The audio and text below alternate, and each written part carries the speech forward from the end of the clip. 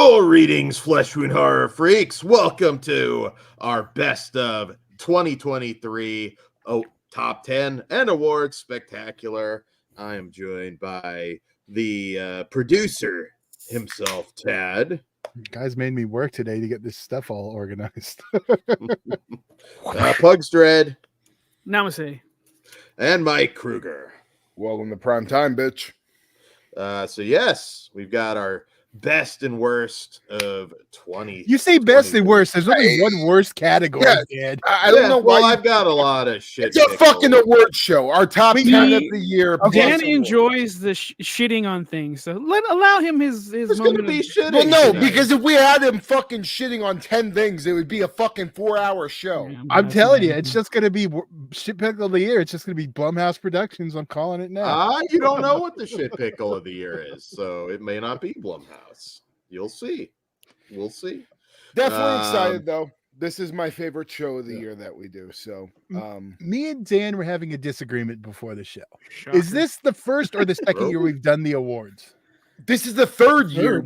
You jackasses. No, but we've done the top 10. But did we actually do the awards? I No, said this three. is the first. This is the first year that we did the awards because I made it a point I made it a point last year. I was like, why the fuck do we not have our own Oscars? That makes no sense. I agree.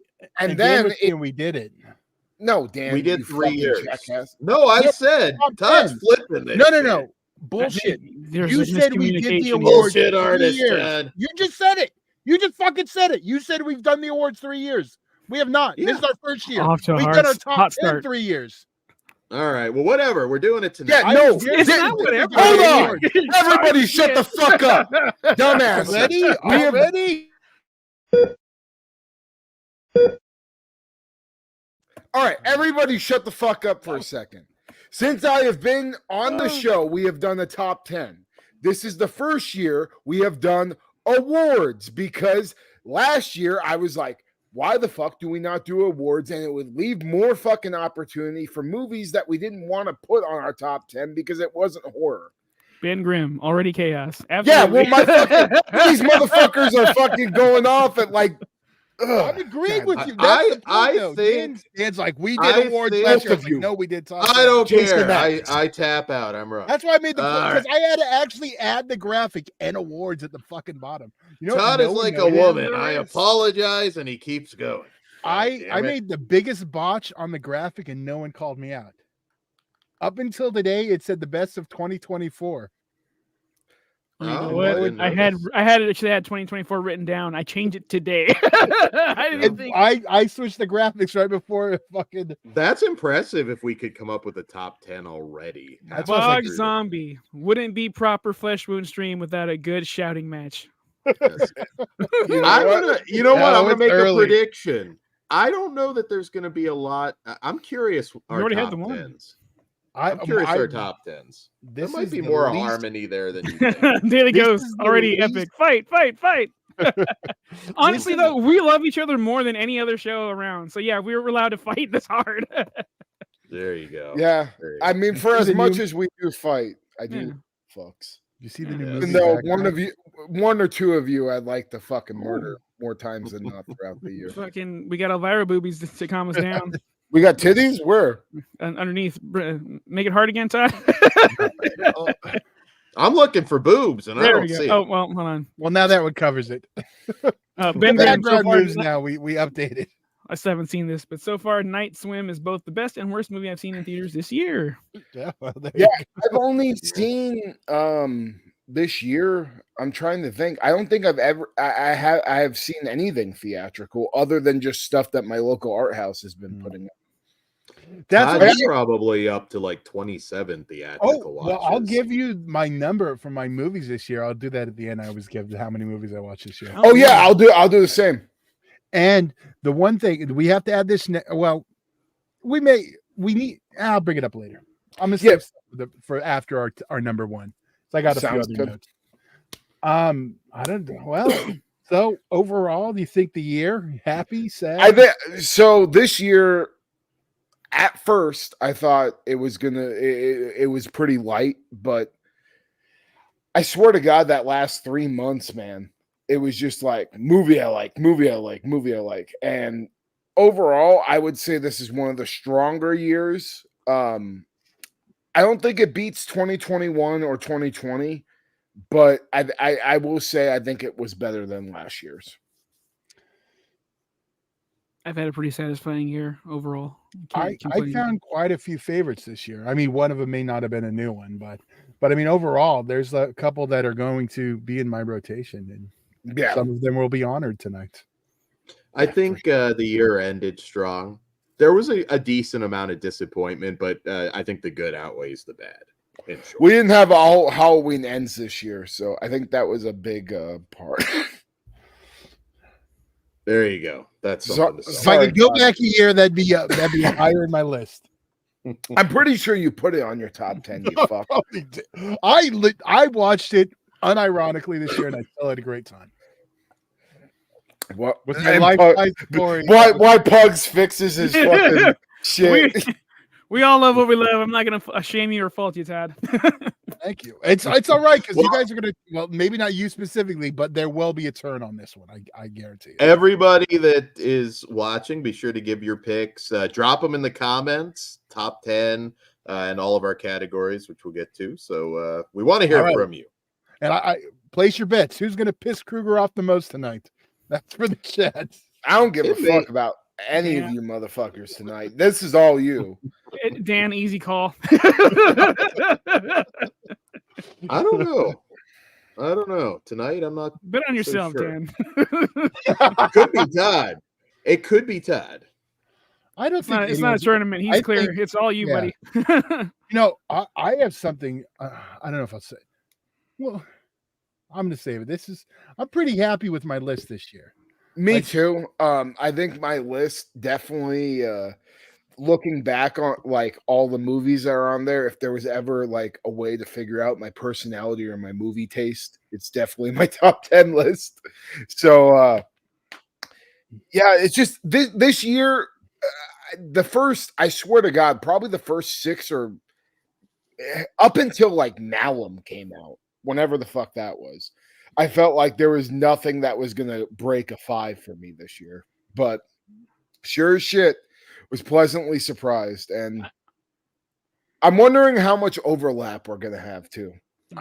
I foresee little this year. I think there'll be 1 or 2. Always little with you because you're like off the rails with your shit, Todd. Oh, this year's no exception. I did have a hard time narrowing it Spooky down to Dookie 10. made the top 10 last year, motherfucker. And it deserved it. And I need to watch it again. I actually got to send a copy of that to someone now. So a Dookie themselves. There you go. Criterion edition coming soon for Spooky Dookie. There's going straight to the 4K. all 8K. all of these top 10 should have no trauma. Well, you know what, sir? On our very Booted. our very first one, my number one movie was Trauma Shakespeare Shitstorm. So to be fair, there is no new trauma this year. I mean, so And by the way, Yeah, Orc, nothing bad. we know this. and it should be said now. I know, as I told them behind the scenes, Toxic Avenger is not up for This year because limited release. it had so That's spoiler for next year. Yeah. I'm just saying 2024 has a lot of work to not at least have that on my top 10. I'm just saying. Well, on that note, since we've been talking about it so much, why don't we just get right into the top 10? All right, and here's the way we're gonna do it since we haven't really talked about it. We're gonna do our a number and an award, so we keep it flowing well. Oh, okay. So I like it. go. okay, so All right, so our Producer got awards. to work. Fuck I yeah. told you I was working today. So our awards are going to be mixed in. If you didn't hear about all our awards, there is a little short on our channel where you can look through all of them. And please, everybody, comment what your top 10 and your awards for each category were on the video. Yes. All right. it will be more best of than the worst, like Dan likes to fucking promote. Yeah, Dan's like top 10 worst of 2023 because he just wants to fucking put Blumhouse's whole category. Dan, you should put your worst 10 There was a video out. Blumhouse movie I loved this year, The Passenger, a great thriller that we just reviewed. So yeah, and you also brought up like 17 times during your review how this doesn't feel like a Blumhouse film. It feels like something A24 could put out. It's a shame I it know. has that brand on it. All that nonsense. Yeah, my favorite. Well, we'll get to it later. All right, let's start off with big number 10. So Big Dan? Are we going to go counter? Yeah, why don't we go? Yeah, why don't we go counterclockwise? All right. Counter. All So right. this way. No, Dan, you. Or clockwise? Yeah, Well, I was doing counter. all right. Well, we can do clockwise. All right, I'm first. So Yes, but we're number trying to figure out who's 10. second. First. Do we go Pugs or me next? Pugs. Okay, There you go. And it'll be that way. that's the whole counter then. Okay, that's what I thought. time. All God right. damn it. Go, Dan. Number 10. Number 10 on my list, this was the toughest spot because it's like you get to 10 and then it's like, okay, I got like 5 things. But I ended up settling with a theatrical release that I think is kind of going to gain more and more of an audience over time. It is Cobweb, which I did watch that again, and I was like, this isn't the most original horror movie of the year, but I think it had great atmosphere. It was really creepy, and I enjoyed it. They buried it. They opened it in the middle of summer, right against Oppenheimer and Barbie, when it should have come out in October. In October, yeah. Yeah. It's a good example of the stuff they should be pushing that they don't, because it's a wide appeal film. And it made my number 10, just barely. There was one that I was almost a coin toss. I definitely agree with you. It was on my top 10 for a good majority of the year. And yeah, they dropped the ball because it's the perfect Halloween watch. And I think it holds up there with all of the recent weird style horror that we got that's similar, like anything that's haunting with entities like Insidious and stuff. Like, it's just as good. And arguably, because of some of the subject matter in that movie, I would say it's even better. But yeah. Right. Well, my number 10 is about a little girl and her mom moving to a new town. Abigail. I really enjoyed that movie. I like that. It just captured me, and I can totally see myself in that position, hanging out with the girl that dressed like Chucky. I'll be watching that on repeat. I liked it a lot. Oh, nice. Yeah. Mr. Kruger? So my number 10, man, it was like 3 movies fighting each other. Mm-hmm. But I have to give it up for fucking Quantum Devil, dude. Just, if there was ever a low budget horror picture that was made for me, it's that. It hits all the right bells and whistles that a Lovecraftian film should. I thought just the cast was great. I love the story. The gore is more times than not practical in it, and it's just really well done, especially for a movie that probably had like barely any money behind it. Also brings back one of my favorite character actors, Mehmet from Baskin. I can't say his last name, and I'm not even going to try, but he probably has like his greatest role, in my opinion, because he just got to be creepy and also just be fucking funny as hell. And this dude's snorting lines, getting blowjobs from fucking Asian goddesses. That movie is just batshit insane. If you're a Lovecraft fan, if you're a fan of movies like From Beyond or any of the Stuart Gordon masterpieces that he put out, I think it's a fun it's a fun ride, and it doesn't feel like an 80s movie as far as like the effects and just the look, but like the spirit is something straight out of 80s Lovecraft adaptation. I loved it. And I think anybody out there that is a fan of those things, as long as you can be a little bit forgiving of CGI, and usually I'm not, but it balances itself out with the practical effects, you'll have a great time with the Quantum Devil. And also, if you didn't like, and if you haven't seen the director's other movie, Quantum Devil is a part of I guess, quadrilogy or a trilogy that he's creating. And Girl Next is like his first one, but then Quantum Devil is his second. So check that one out. And I think it's a well-deserved spot. And I'm very jealous of the motherfuckers that got to see this on the big screen, because I would have loved to get Robert Englund playing a Lovecraft god in the theater. But unfortunately, I got to just see it on my screen at home. But Hopefully that gets a good physical release. So. yeah, I'm fingers crossed. It seems like one of those ones that's probably just going to get a DVD, though. And I know we've had actually a few great movies over the last couple of years that have gotten that treatment, whether they came from Shudder or whatever. And also, I hope Quantum Devil gets picked up by one of these horror movie streaming services, because it deserves to be like a Shudder exclusive or a fucking Screambox exclusive. It's definitely on par with quality when it comes to that. Yeah, Absolutely. All right, Todd. I did not expect this, and I did not expect this so soon. My reaction probably gave it away. Number 10, I am also Abigail. Well, we both fucking love Yeah. the shit out of You that know movie. what? I gotta point out, because when you say Abigail, not the vampire film that's coming out this year. No, you're Yeah, correct. so- But that's a 2024 movie, Dan. So I know, but just to not confuse people, they are talking about and it's even more confusing because there's a couple other Abigails out Yeah, there. there's a ton. If you don't see a girl looking like Chucky, it's the wrong one. The Yeah, girl- the vampire Abigail is the one that comes out this year. next month, I think. All right. Very much looking forward to it too. Oh, Trailer looked good.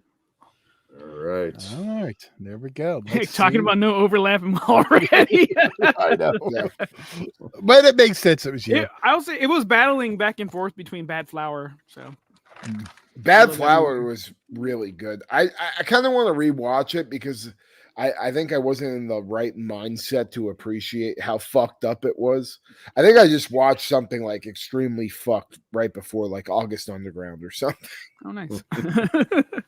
All right. All right. Best non-horror film of 2023. All Opening right. big. Huh. All right. We keep in the same order. So so some people put this as a horror adjacent.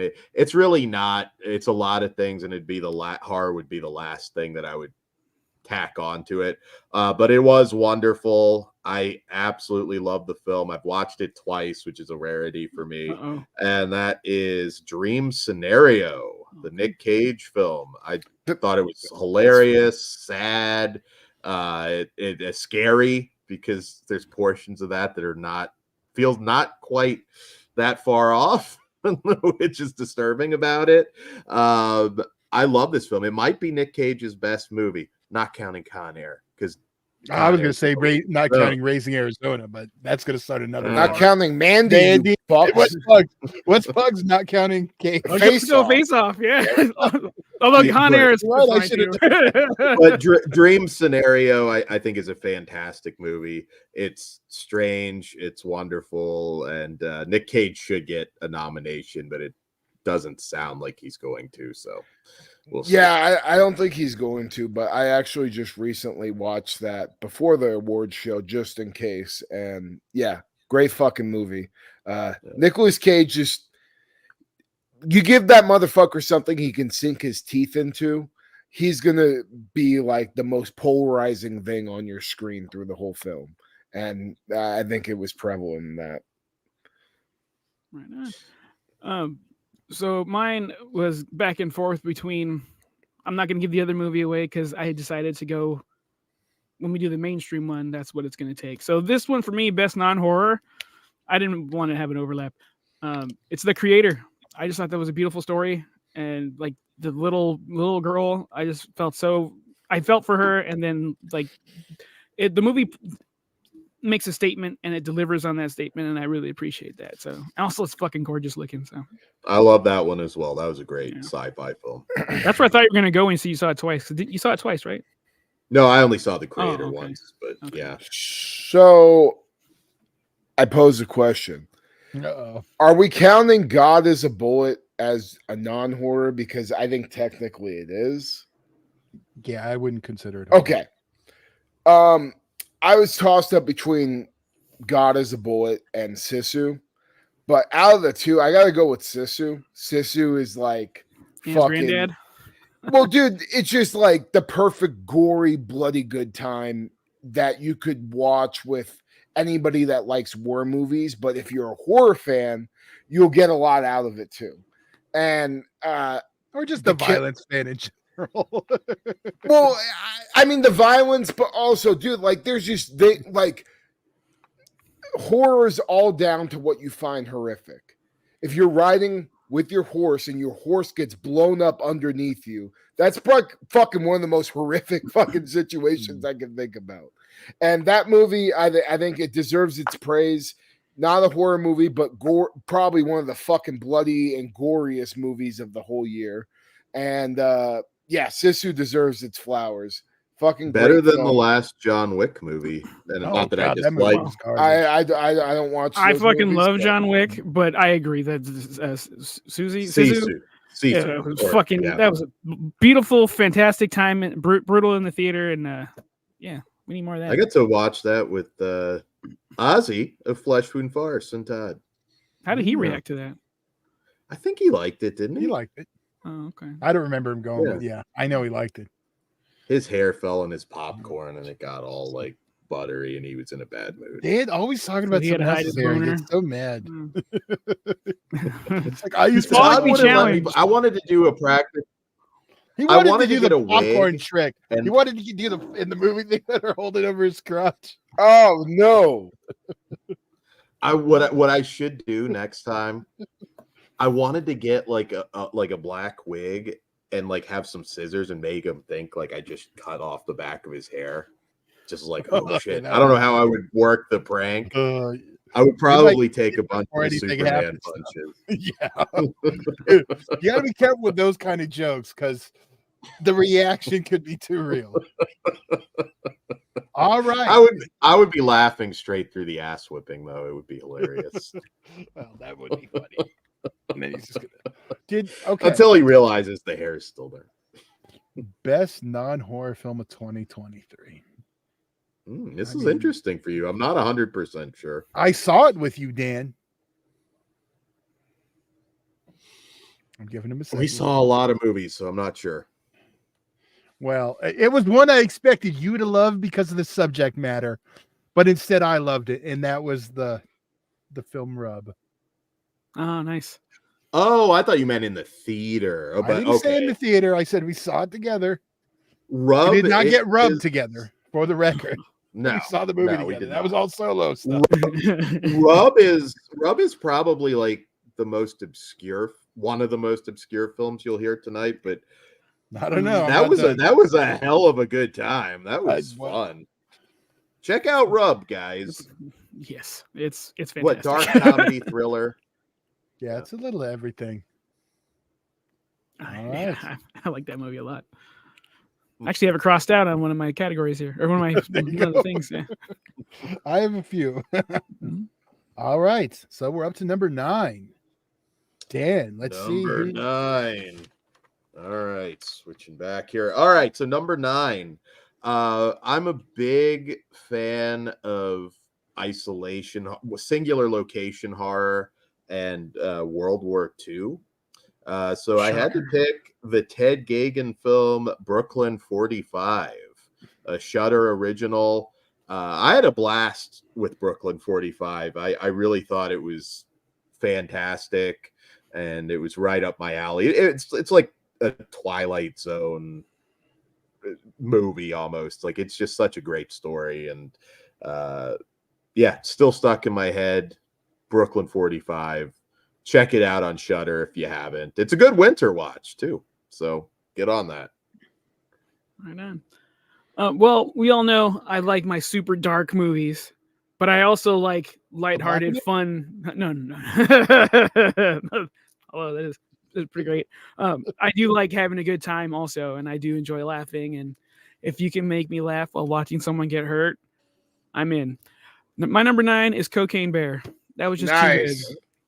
That's too fun. Is just weird enough for us diehard horror fans, and just palatable enough for the casual fan. It's a good time.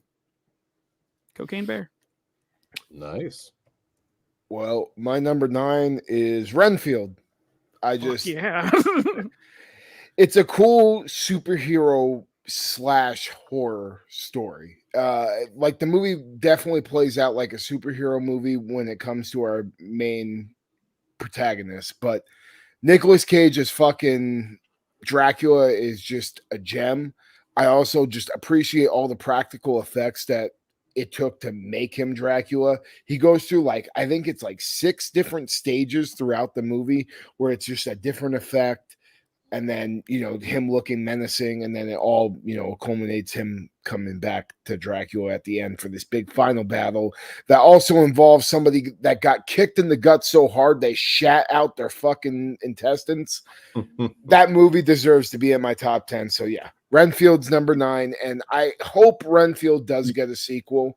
I think there's potential there to have Dan, before you shit in my punch bowl, let me say what I want. I would like to see Renfield take on the other Universal monsters. I think that would be a fun. I'd love that horror / superhero story that we could all get behind. But again, it did tank, and maybe we could do a fucking show or something since it didn't do so good. To be fair, most everything tanked this year. This was not a good year for mainstream. Yeah, you know the one not even necessarily a complaint, but I have heard it from multiple reviewers of Renfield. They didn't believe that there would be a romance with Awkwafina. That was one thing a lot of reviewers. It was fine though, dude. There's a romance in fucking every goddamn other comic book movie ever, and that's. But with Aqua, that's the thing. That says more about their penis than anything else. That has nothing to do with Asian hate. What the fuck's wrong with you people? Dan, you run with a terrible. I didn't say it was me. I would bang That's just the community not wanting to put their dick in there. That's all that is. She's funny. She's funny. I like Awkwafina. She's like a California 4, but you go in the Midwest, she's like a 7 or 8. Well, it's funny with my number 9. At one point, I had Cocaine Bear down. At another point, I had Renfield down. Nice. But I actually settled on, and someone mentioned it too. I actually had It's a Wonderful Knife down for a moment too. But I went with the one out of the 2 that I felt was superior, and that was Totally Killer. Is my number 9 of the list. The one movie that was a Blumhouse movie, Dan put over, and then I told him it was a Blumhouse movie, and he was immediately deflated. That alone should get it higher, but it's sticking with a 9. I did totally tell you what Dan says. Yeah, yes, but you didn't realize then. It was Blumhouse. After I let you review it, I let you rate it, and then I told you it was Blumhouse. There was nothing. I put him over. I put over The Passenger. Yeah, but you didn't know you were putting him over. The Passenger. That review would have been totally different had you known going in. If they The Passenger, I knew. Logo, The Passenger, I knew, and I was because Totally Killer fucking lubed it up, you dick. Passenger might be the best Blumhouse movie ever made. Yeah, shut the fuck up. Anyways, for Totally Killer, I did like the concept a lot. I think just the kills were lacking, and that's what pissed me off because I love the killer. And then we had that great Gravitron scene, and they didn't do anything when it involved some type of cool kill that we got to see in that fucking contraption. But if we're together in October, we need to find a Gravitron. That shit is so fun. I'm down. I'm a fucking one big guy friendly ride in the carnivals. All right. Here we go. Yeah, till I shoot out of the top of the goddamn crowd. I'll be hands to be safe. Yeah, I was gonna say I'll be next to you, Todd. We'll hold hands. My fat ass will fucking weigh you down from going out the top. We'll be like a kite. Dan will just be at the ends. The last time I was on that, I was talking to the carny that operated it, and he was telling me, he's like, dude, I've had people pull their dicks out on this thing. I've had them fingering their girlfriends, crazy shit. And puking is a nightmare apparently for that. Yeah, everywhere. Hit the deck. All right. right. The best Ooh. theatrical / mainstream film of 2023. We didn't really define exactly what this Yeah, is. I was gonna say we said mainstream. I don't know. Yeah, well, if theatrical would be mainstream, so I don't that's know. not necessarily true though, because there's limited releases at like theaters that have mainstream movies. You know what I'm saying? Again, this is a weird category, so I don't know. I would just exactly how say it's gonna best play out. mainstream film, but Oh, I didn't Yeah. realize it's theatrical. I just went best mainstream. Yeah, Oh, that's- yeah, what's the that- difference? So yeah, see, it's like me and I was well, trying the to. Good Burger Good Burger 2 could probably pass as mainstream since that's Okay, in the lexicon. Best theatrical or mainstream film? I don't know. Well, All right. Netflix is probably just yeah, as because that would close. fall in there too. I don't. Yes, I was trying to figure out. So there we go. All right. Mainstream. If I would can- say All right. mainstream as far as big studio. All right. Well, so that best, doesn't see. That's where. We'll see how we go All right, yeah, let's see But- what our things are, and then we can because fight there's about it arguments for after. mine. best mainstream. There's nothing more mainstream than Godzilla. So I picked Godzilla -1, best mainstream film. See, Really, in a Consider lot of that ways, mainstream. best no. genre film. I mean, in a lot of ways, I was surprised how good it was. I was expecting a decent Godzilla movie, but yeah, I've reviewed it to death. But Godzilla -1 is fantastic. So that's my best mainstream film. Okay, if you say so. For me, I'm gonna go with what I love the most. For me, the best mainstream film was The Flash. It included fucking Michael Keaton's Batman. Oh, Yeah, now- dude. oh, I fucking love it. I don't give a shit what anybody says. It's my experience. I fucking loved it. I don't see all the flaws. I see the CG flaws, but like for me, yeah. I've seen this movie. What fucking I don't know. 89 7, 8 Batman, times, Dan. Don't act surprised. Yeah, I've seen this like 8 fucking times already, maybe even more. Since it's been on at home, I fucking love it. I thought you'd say Guardians 3 if you were going to Fuck do no. superhero. Yeah, why would you pick that Well, over? John Wick was the other one that I was considering. Well, Oh, I think we definitely need to figure out what the fuck this category means, because if we're including Godzilla, I mean that would be it. That I wouldn't consider that. That was Yeah, limited. Total's a small studio. I wouldn't consider But it. it's how many weeks You has it been said in theaters? mainstream It's initially. Yeah, broken but every that record. doesn't fucking Yeah. count, because it fucking wouldn't be in the studio more than a fucking week if it didn't make a bunch of goddamn money. Just Which like makes Terra- it mainstream. It If went- you Terrifier's can talk to a mainstream. person on the corner about it, it's mainstream. Terrifier 2 is mainstream. Well, I would then say. that wasn't even live whoever film. made this bullshit ass category should have fucking specified. But anyway, I Yes, went damn it, mainstream. who made this category? I didn't. I This didn't wasn't me. So, anyways, best mainstream film for me, because I consider it fucking being a big budget studio, is Thanksgiving. It came from Sony, fucking was played in every other theater in the goddamn world. Thanksgiving gets my mainstream film of 2023, and it will also have some overlap probably in my top 10. So, Swaggy G, you're welcome. He likes the Flash too, and the score is the ultimate score is awesome. Yeah, All right, so I'm going to tie up with Dan because I also counted Godzilla -1 because it's a mainstream film in my opinion. it got So- there when it first. I'm with you guys, and it's mainstream now. But when it was But- first released, no. yeah, it wouldn't have been. But it doesn't matter if it's when it's first released because that's like That's what the movie has. Yeah, legs, but- which is but why to- I don't consider it mainstream. That's- Todd, That's- can I argue something? that's why theatrical worked better. Yeah, but we didn't fucking say theatrical when we fucking made this goddamn thing, asshole. We said So- mainstream. There's Godzilla toys. There's Godzilla slippers. See, if you would there's say Godzilla King of the Monsters or That's Godzilla vs. Kong, mainstream. I would consider Yeah, that but mainstream. But Godzilla -1 is a little Yeah, lower. on- it's like, look at what Shin Godzilla got when it came out in 2016. But I wouldn't consider that one mainstream. It didn't hit that point. I would say mainstream is coming from a big studio, not a little studio like Toho. I don't but- see to go with that then Terrifier 2. That would be a mainstream film and it comes from Yeah, a tiny but I studio wouldn't also. consider it mainstream because it came from a fucking So, studio. see, I think the problem Mhm. with this is mainstream to you has a bad feel to it. no, don't like that- no, that it has word. nothing to do with that. But none of these movies would be showed more than a fucking week if they didn't make a shit ton of money. But that's what makes it mainstream. I I get disagree we're with that, just though, we're just like- going in a circle because Well, Instead of I don't see Depends how you I don't define it.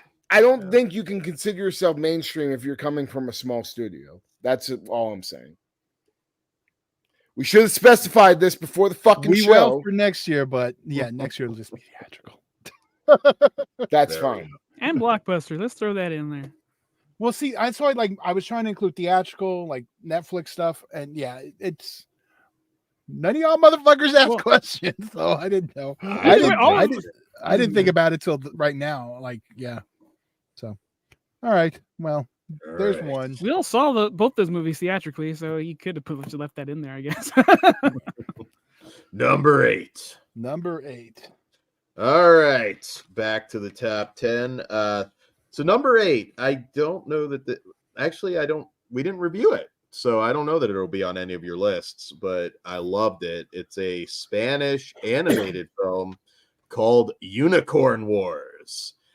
So going into this, I was like, oh, okay, happy tree friends, teddy bears murdering each other. It'll be fun. There's a lot more to it. This film is about teddy bears being locked in this ancestral war against their sworn enemy, the unicorns. And I just thought it was going to be some foul-mouthed teddy bears chopping each other up. There's a lot of really gory violence in this, but then you just get into this psychedelic head trip. It goes insane. If you guys watch it, take an edible. It's a good edible movie for those of you that partake. Dan, you don't even fucking take edibles. And I don't, and I felt like I did. So that tells you what will happen if you actually Shut the fuck up, motherfucker. Don't be advocating for drugs you don't take, asshole. Unicorn Wars is a trip. I really love this movie, and more people should check it out. It's rare for me to pick an animated movie. All I heard is when Dan's in California, Todd, Pugs, and Dan are doing edibles and watching this unicorn movie. Let's do it. Glad I didn't get the invite. Kruger, if you make it down to God, to be fair, I invite you every time. My bad. October. No, the reason I didn't come last time is you motherfuckers didn't. We weren't fucking good on dates. I just need to know in advance. I know. Well, as soon as we know, keep October open. No, I don't. That's a busy month, but okay. For me, my number 8 has already been mentioned on the show. It is Totally Killer. I fucking had a ball with this one as well. I like the mask. I like the idea of a killer. I like that it has Back to the Future rules mixed with some other things. That's just a joyous time. And my favorite part of the whole thing is 80s kids not giving a shit about feelings and telling a fucking millennial / Gen Z or what time it is and not giving a fuck if it hurts your feelings or not. They just go about their day. Too fucking bad, children. So yeah, Totally Killer is my number 8. Are they doing a sequel? I haven't heard anything yet. Feels like they would. Hope so. Yeah, that'd be nice. Well, my number 8 is one that we got right at the end of the year, and that's a Creature with Stirring. Nice. Yeah, you really like that one, yeah. I mean, dude, it's a fucking. No, it's great. It's a psychological horror film that has practical effects, a man in a suit monster. It feels almost just like a long creep show episode at times. And then it hits you with a twist that kicks you in the balls, headbutts you, pokes you in the eyes, and just leaves you there for dead. Like, it's a fucking mean movie. It's really, really fucked up. It gave me like a nasty feeling in my gut after I watched it. And it also had one of the coolest fucking hedgehog xenomorph hybrid monsters I've ever seen in my life. So, yeah, I give that movie all the praise, and it's going to be a yearly rewatch around the Christmas season for me. Cool. All right. Well, I got my first slasher of the night, and that is you already said Totally Killer. Okay, this is true. Well, apparently I got multiple slashers this year because here's my second. I forgot that one already happened. All right, Chad Farron's Scalper. That's fair. It was up there for me too, dude. Yeah, it's just so. I love the first one. I mean, we watched them both this year. I mean, that would definitely be up there too. But Yeah, I just love Chad Fan's work, and this is another one. You know, I love the mask, I love the character, and that we get him back. It's my pick for 8. Right on. Good pick. Good pick. All right. Oh yeah, I got to change the gimmick. Sorry. Well, I got to go from here to there. All right. We know what independent means, so hopefully there's no issues on this. Best independent film of 2023. Dan, don't fuck. All right. So I went with the most independent movie for me of 2023. We just reviewed it not long ago. I loved it. Where the Devil Roams from the Addams Family. It doesn't get more indie than a family that makes a movie together in their backyard, essentially.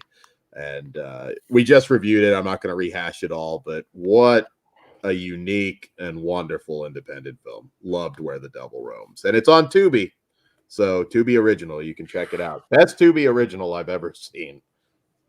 All right.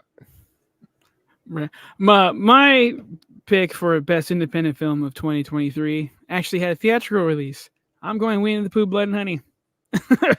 You know what?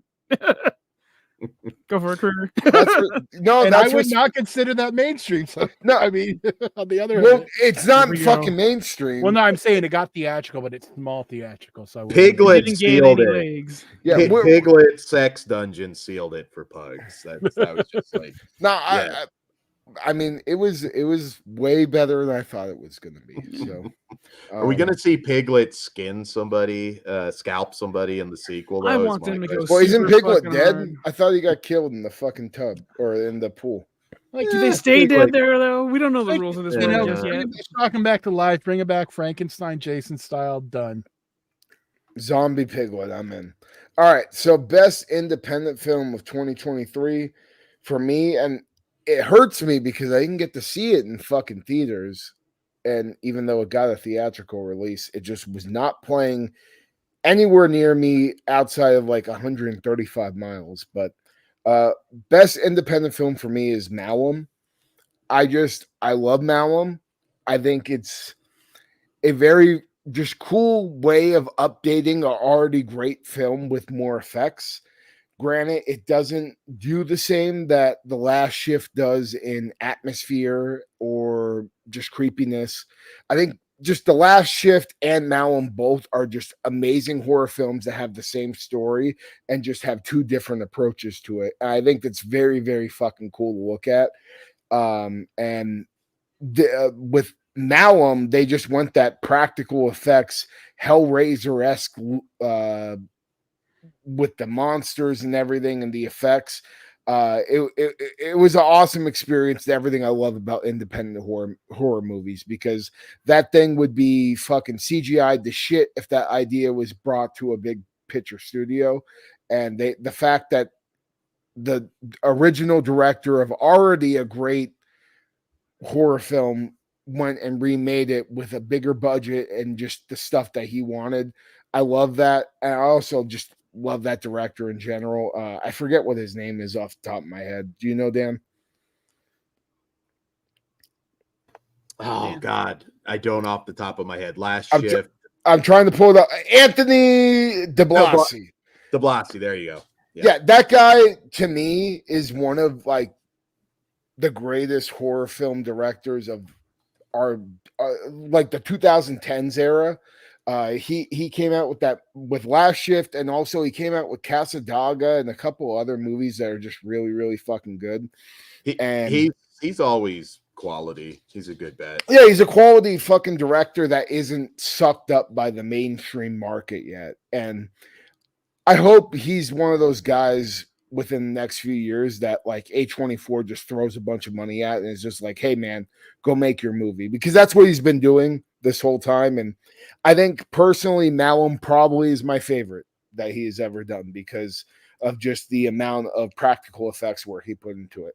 And shout out to you. I even put in some clips of that movie into my fucking promo that I did to come back to wrestling. Yeah, and Last Shift. Like, if you're a wrestling fan, Anthony DeBlasi, and you want to see me like take some of your shit from your movies, go and check it out.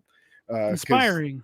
Dude, they are. Well, even when I first watched The Last Shift, that movie just shocked the shit out of me because it was just there's a fucking satanic cult that all killed themselves and now they're haunting this police station. That is such a fucking amazing concept, and I think there's even more to be done in the world of Malum and The Last Shift. So maybe one day we get a Malum 2 or something. I think it deserves it. And I think there's more to be told with that story. So Kruger, Brian Trash is asking, are you going to see the black and white Godzilla -1? Oh, come on. The question should be how many times. I messaged the boys last night. I was just like, "Hey, we're getting the good shit." So yeah, I'm definitely going to be seeing it at least once, if not twice. I'm hoping that we get black and white with D-Box because I got to see it with my girlfriend, like the early screening, and it didn't have D-Box, and then I saw it with my mom and D-Box. So I'm hoping I can see it with my girlfriend and my mom, black and white with D-Box. That's cool. That's the idea, fucking goal. Because everybody loves that movie, and you should too. Because has anybody doubled it up with 54 yet? Have they done a double feature at your? No, but see, like the thing with My Little Art House, they get like the A24 stuff. But sometimes the Toho stuff won't come in if another movie theater is getting it. So maybe though that would be like amazing double feature. I actually just watched 1954 a week ago. I just watched -1 a week ago. Yeah, I got to see 1954 for the second time in a movie theater within a year. So it was really, really fucking cool. And I think they're actually which version? The 4K original Japanese version. Okay, no, were they both of them were? Yeah, both times. No, I was curious if you got to see the Burr one. Also. No, I haven't got to see Godzilla King of the Monsters yet. That would be very cool though. I that's more of something I would see happening though, like in one of the mainstream theaters rather than like. Unless it's like an anniversary thing. Yeah. Give me a double. Also, this year, if you're a Godzilla fan, dude, there's like I think at least 4 or 5 movies that are getting big anniversaries this year. Final Wars is one of them. Fingers fucking crossed we get those in theaters because we got Godzilla 2000 last year, and then we also got Tokyo SOS in theaters. Come on, Fathom, do your thing. Yeah, so I'm hoping Fathom Events does some of those. I was disappointed. Final Wars would be awesome, dude. Final Wars in theaters, yeah, that would be a big deal. But yeah, so Malum's my best independent film of 2023. I don't. Long tangent. That's all right. I don't know if I'm the only one because I'm trying not to repeat some films and other things. Yeah, it's hard. So and I went really indie with this one, like. And this is a recent one we've seen. Dan wasn't feeling it. Pugs was more my wavelength, and that was As We Know It. And I don't know if you remember that one.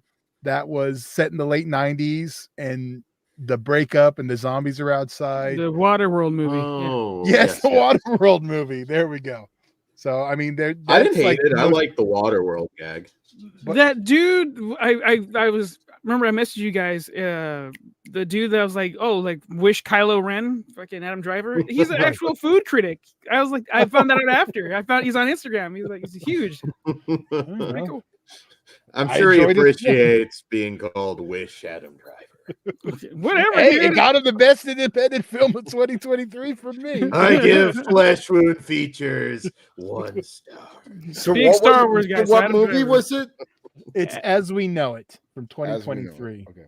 Directed by Josh Munkarash. Oh, I'm probably just Cooper. I probably tore up the name. Sorry, guy. You made him sound like an STD, Todd.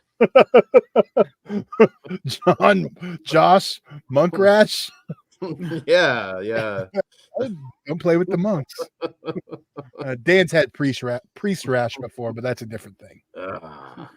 Both that's something you get when your nutsack touches the toilet water. Monk rash. That's what he said. The holy water. Number 7. Lucky number 7. Lucky number 7. All right. Number 7. So you got to respect a movie that you make that could legitimately get you killed in real life. And that is Holy Spider from director Ali Abbasi, and Iranian, Jordanian, depending how you look at it, serial killer film about the spider killer. This movie was amazing. One of the more, we had a lot of good endings this year. This is near the top of the list because it's just like, yeah, shit just never changes. Holy Spider is fantastic, so suspenseful. It felt, grounded in reality. They didn't go too over the top with the killer, which I think actually makes him scarier. And yeah, I thought this was, if you're a serial killer fan, you need to watch Holy Spider. I was thoroughly impressed with this one. I forgot about that one. I should have got that before I did this, but yeah, it's a really good watch, and it's also a true story. And they had to make it in Jordan because, as you can see when you watch it, wasn't going to fly in Iran. And this director's had a lot of death threats, so nothing but respect for him. It was probably in my top 2 or 3 for a long time. So yeah, check out Holy Spider. It's a fantastic movie. Right on. My number 7. I wasn't here on the episode. You guys reviewed it and you guys shat all over it. My number 7 is Megan. I fucking love that movie. I didn't shit on it. You guys shat all over it. That's all I heard. I said it was not. I want to clarify. I said it was overrated. I didn't. No, motherfucker, you gave it like a 0. What the fuck I are you didn't. talking about? Go back and look at the review. I didn't give that a 0. Then you gave it a 1. Probably a 1. I'm pretty sure I might. No, he can't argue a 1. You noticed that, right? Either way, I believe I gave it a 2, but it's just overrated. No, you did not give it a 2. This one, I think I said it because I wrote in my review. Lowest common denominator. This is just for everybody, not diehard fans that like expect a little more. You got the fucking regular horror fans. You got the perverts that like little younger people, and people that fuck dolls. Like, this has everything that you need. This is why I think it's for everyone. I've had a I don't know if that was the audience they were going for. But They know the market. I would call it a TikTok horror movie. They call it community targeting. Slasher Home Video says, Dan, you were dissing it pretty hard. Yes, thank It you. is Slash the Home Video most said Megan was overrated movie of the year. I don't think That's it's the most fine. We're all overrated different. movie That's what of the makes year. our list fun. You just don't like. Hey, man. anyway. Megan was cool. The doll did dance well. I can't wait for Megan 2.0 and Megan's, whatever the fuck you're gonna call it. I'm in. All right, so number 7 for me, and this is probably higher on a couple of other people's lists, but When Evil Lurks. I like the movie a lot. I watched it twice. It's definitely one of the best possession horror movies I've seen within the last few decades. It's up there with like Dark and the Wicked. Actually, that's a hell of a double if you want a nasty, newer possession movie double feature. But yeah, When Evil Lurks, I mean, it's mean, nasty. It does not stray away from gore, just showing you the gruesomeness that can be in a possession movie. And also probably has one of the grossest practical effects I've seen all year with the pussing, disgusting man that I've already seen making its rounds during with just social media posts. I've seen like 3 different movie sites just post like the picture of him and being like the most grotesque scene of 2023. And that's not to argue. It's not. It's pretty fucking disgusting. And I have fat shamers. How dare they? I mean, it does look like some shit you see on 600 Pound Live sometimes. So You gotta watch that show. You're gonna see the American remake with Cool Duder in that role. No. It's gonna happen. I just want to see him flying out of the truck. I hope he's watching tonight. Now he's crying and he's plotting his revenge. Yeah, don't tarnish my fucking praise of When Evil Lurks with your Cool Duder hate, you asshole. He's too busy trying to raise money for his next Amityville But movie. He's not watching. anyways, fucking When Evil Lurks, definitely one of the most must-see horror films of 2023, and it belongs on my list. If it, again, just the rest of my list is more bread and butter. If I didn't have so much bread and butter this year of what I love in horror movies, this would have probably been my top 3. But it's my number 7, and it's definitely a must-see for everybody. My number 7 is probably the biggest movie I have on my list, and that is Thanksgiving. So I know, yeah. There's another one, favorite. How long we've been waiting for it. I know this discussion will come back up later. So Yeah. Thanksgiving. I ain't no goddamn son, dude. I swear to God, they're fucking the credits song. Like, I've listened to that fucking Misfits song so many times since then. It's ridiculous. Well, you know what? That is the best segue we could have had. Best soundtrack. Of Hey, now here's the thing. I thought about this right before we went on. It was right before you got here. Soundtrack or score? I did both, and I was score. Okay. See, and that's the thing. Dan thought that too, but I heard soundtrack, and that's what I did. I have one for both I can throw out. So I mean, I would just consider soundtrack. Like, when I say a soundtrack of a movie, it's and I'm old school throughout it. And I'm old school. A soundtrack is something you specifically use songs for a movie. Score is the other. So that's why I did both, because I didn't know which we were going. Kind of should have figured the other way. But so I have yeah. So on that, Dan, you want right. to kick us out? Best soundtrack of 2023. If you want to mention your score or you say whatever. All right. Well, my pick, because this was a hard one for me. Obviously, I'm not the most musically inclined of us, and the one that stuck out though in my head, and I was like, man, it really set the tone and the feel of the movie, was the Jerskin Fendrick score for Poor Things. Drew me right into this bizarro world that these characters inhabit, and yeah, there were some other ones that I came up with. Beau is Afraid, and there were a few others, but I was like, I think Poor Things, I think that stood out the most. And since I did do both, best soundtrack, good score as well, but best soundtrack, probably The Killer on Netflix for me. Okay. There was a lot of good songs there, a lot by the Smiths on that soundtrack, and yeah. Dan, so and Dan likes to cry alone, so it makes sense. I don't think there was any sad scenes during The Killer. I'm talking about the Smiths. The Smiths, yeah. You cut yourself while you listen to. That's what you do. So for me, I'll go. Since you just laid it on, I can do both now. So soundtrack, I will go, obviously, Taylor Swift eras. Like, how could you not? How is that on Flesh Wound Features? It's a soundtrack. It's a soundtrack. Songs. And then for score, is this how one do we know when Evil Lurks to Taylor Swift, Bugs? I'll allow it. You know what? This past weekend, my buddy, my guitar player Jim, shout out. He's like, because we were in a record store, and the dude was talking about Taylor Swift. Like, oh, we even sell Taylor Swift here, because it was like an independent store. I'm like, that's cool. I'm a Swiftie. And then he goes, this guy is the definition of don't judge a book by its cover. And I have to agree. But so for score, though, that one was really hard for me. It was between two, and I'm going to name the one I didn't go with, but you guys should check it out. Society of the Snow on Netflix. Music's fucking beautiful. Scenes are horrific. But the one I chose to win is Oppenheimer. That's just, it just took me there. Yeah. Yeah, that's good. I get that. Well, since I guess we're doing like two different ones.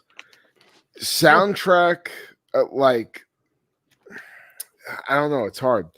But soundtrack for me, I just love the soundtrack in Venus, especially the one techno song that they were playing throughout it, because I have been at raves where that song has been played, and when shit's hitting the fan and fucking chicks going, dude, like, that's probably one of the things that made me love the movie the most. But if I'm gonna go with like just score in general, I mean Godzilla -1. Goddamn right. I mean, even just the trailer song, and again, the one good thing Godzilla has going for it, I've heard some amazing songs during trailers, and then they never play them in the movies. But Godzilla's always that one and faithful, and you know it's gonna hit there hard. Like they did it with Shin Godzilla with the fucking when he destroys Tokyo, and they did it the same right before Godzilla shoots off his nuke and destroys Tokyo in -1. It fucking great score. And I mean, the score is honestly one of the things in the older Godzilla movies that you can really look back and you're like, this is masterful shit.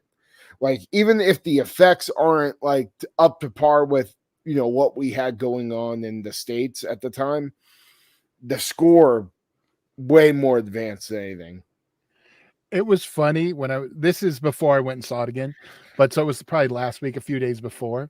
As I was leaving the theater, I could just hear the music pumping at it. I was like, do I go in and just watch the rest? Because he's either attacking Tokyo the first time or it's the second time right now. Yeah. I didn't. Then I saw the movie like 2 days later, but I heard it. I stopped. I thought about it. And I just kept going. But it was I just had to blaring take out a of the pause theater. on movies around that time because I was like, I don't want to hear fucking kids singing Taylor Swift songs. That's fine. I'll do it for you. He couldn't hide his raging. Anyway, were you done, Kruger? I'm sorry, I had to throw that out there. Okay. Because I initially went soundtrack, I did Totally Killer. I mean, it makes sense, the music, the era. Yeah. But I'm with Kruger. Score 100%. Godzilla -1. It's not even a contest for me. Just that music. I mean, because you have the iconic music, you have the new music. Yeah. And they use that classic music the way you're supposed to. So the whole thing, that's a masterful film. So, you know, it didn't qualify, but I might have picked if it would have The Head, because Booty Flavor is the best song of the year that I've heard. It's one of them. Booty Flavor, look it up. It's classic. All right. Oh, there we go.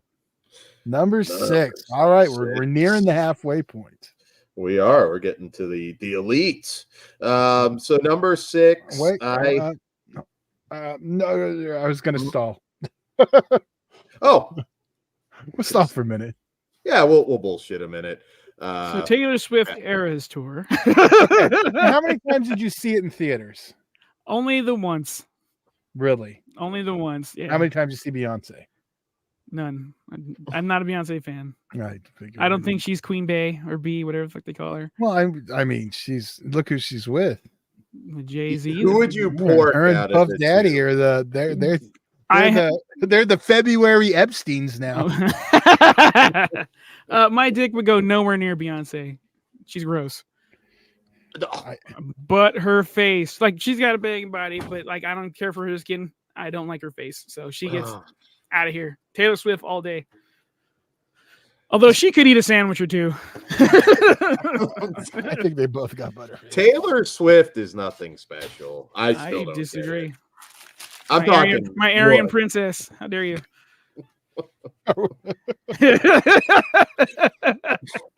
Okay. You missed our Taylor Swift discussion. That was our. I'm glad. That was us cleaning up the deathmatch weapons. The thumbtacks have been cleared. All right. They have.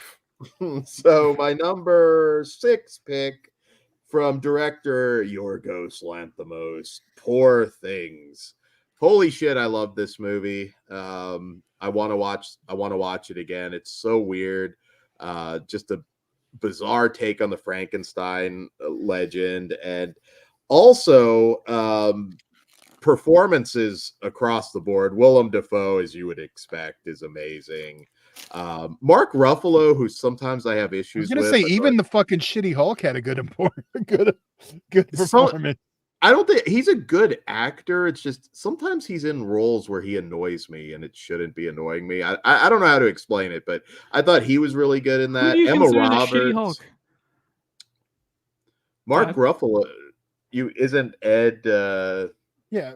Norton. There's Eric Bana, Edward Norton, and Mark Ruffalo. So who's the shitty one? Mark Eric Ruffalo. That's who he's talking about. Oh, Eric Bana's You a shitty one.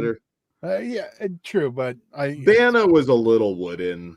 That was a weird movie, but I was just clarifying because I haven't had a yeah. chance to see Poor Things yet, but I think I'm seeing it next week. I forgot, but it's Oh, coming up. nice. Yeah. I think you'll enjoy it. It's Yeah, I it's need to a- watch it. Emma. You do too. I think you'll like it. Emma Roberts is stellar, and some of the shit that she does in that movie. I mean, there's maybe Todd, like 16 different sex scenes, like brief sometimes, but she was doing some kinky, funky what did she shit. call fucking again? I can't remember, but it was so hilarious, and I can't. There was like she said 2 words, and it was like, oh, it was hysterical, and it's escaped my brain. But you see, it didn't even dawn on me to include that one because it is horror adjacent, but it is. I know. I mean, it's a Frankenstein story. No, I get it. animated I for- just Yeah. when I was putting my list together, because that is very something that possibly could have made my top 10. That one we'll talk about, I'm sure, in our Oscar show. Yeah, we didn't actually review it, so hopefully we'll get to talk about it more on the Oscar show. I wasn't too sure if you'd like it, Todd. I didn't really have that conversation with you, so I'm glad you did. Poor Things, number 6. It's weird in the right ways for me. So, All right. all right, Pugs, what do you got? My number 6, someone chose it for best soundtrack, I believe, and it is Venus. A solid fucking story. Really cool act. Like, I don't know, it's a home run for me. I really like that movie a lot. I highly recommend it. It's on Shudder right now, right? Is it? It's streaming somewhere. I scrolled past it the other day. So use your search on your Roku or whatever you get. But it's definitely worth seeing. I fucking love that movie. Yeah. What about you, Right. Kruger? So my number six would be Malum. I've already praised the shit out of it, but yeah, I love the fuck out of that movie.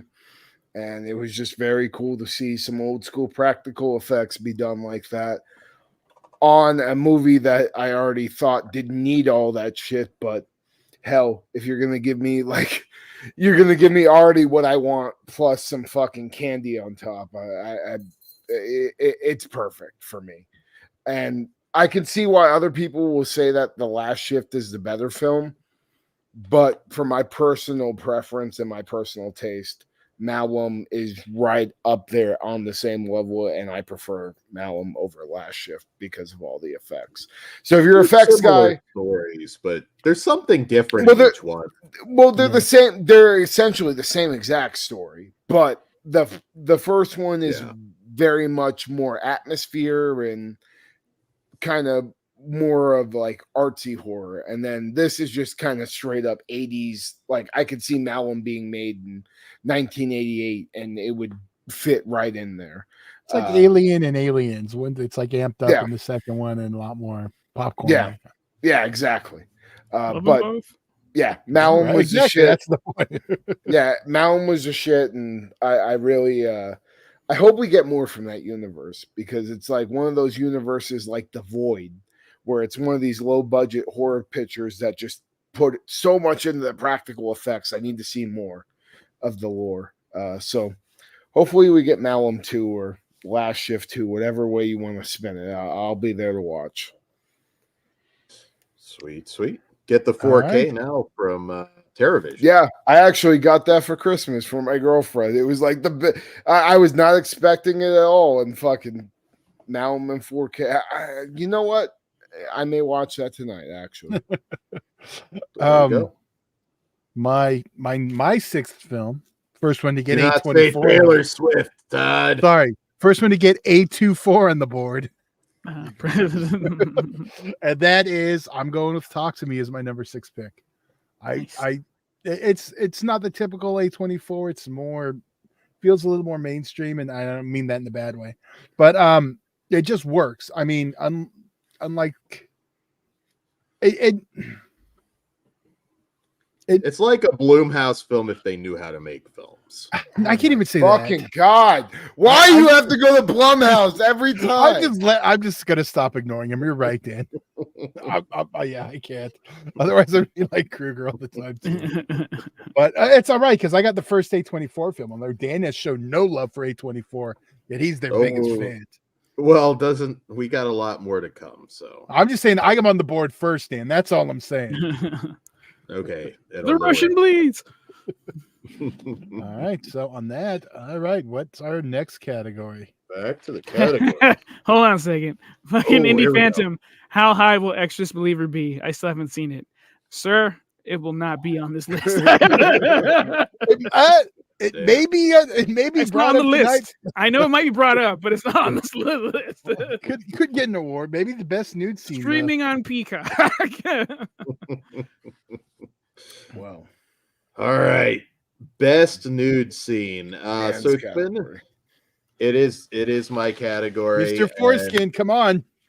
It has been a pretty solid year for nudity in films. We had, of course, as I've already mentioned, Emma Roberts in Poor Things, Mia Goth, of course, Infinity Pool, Jennifer Lawrence doing the full Monty and No Hard Feelings.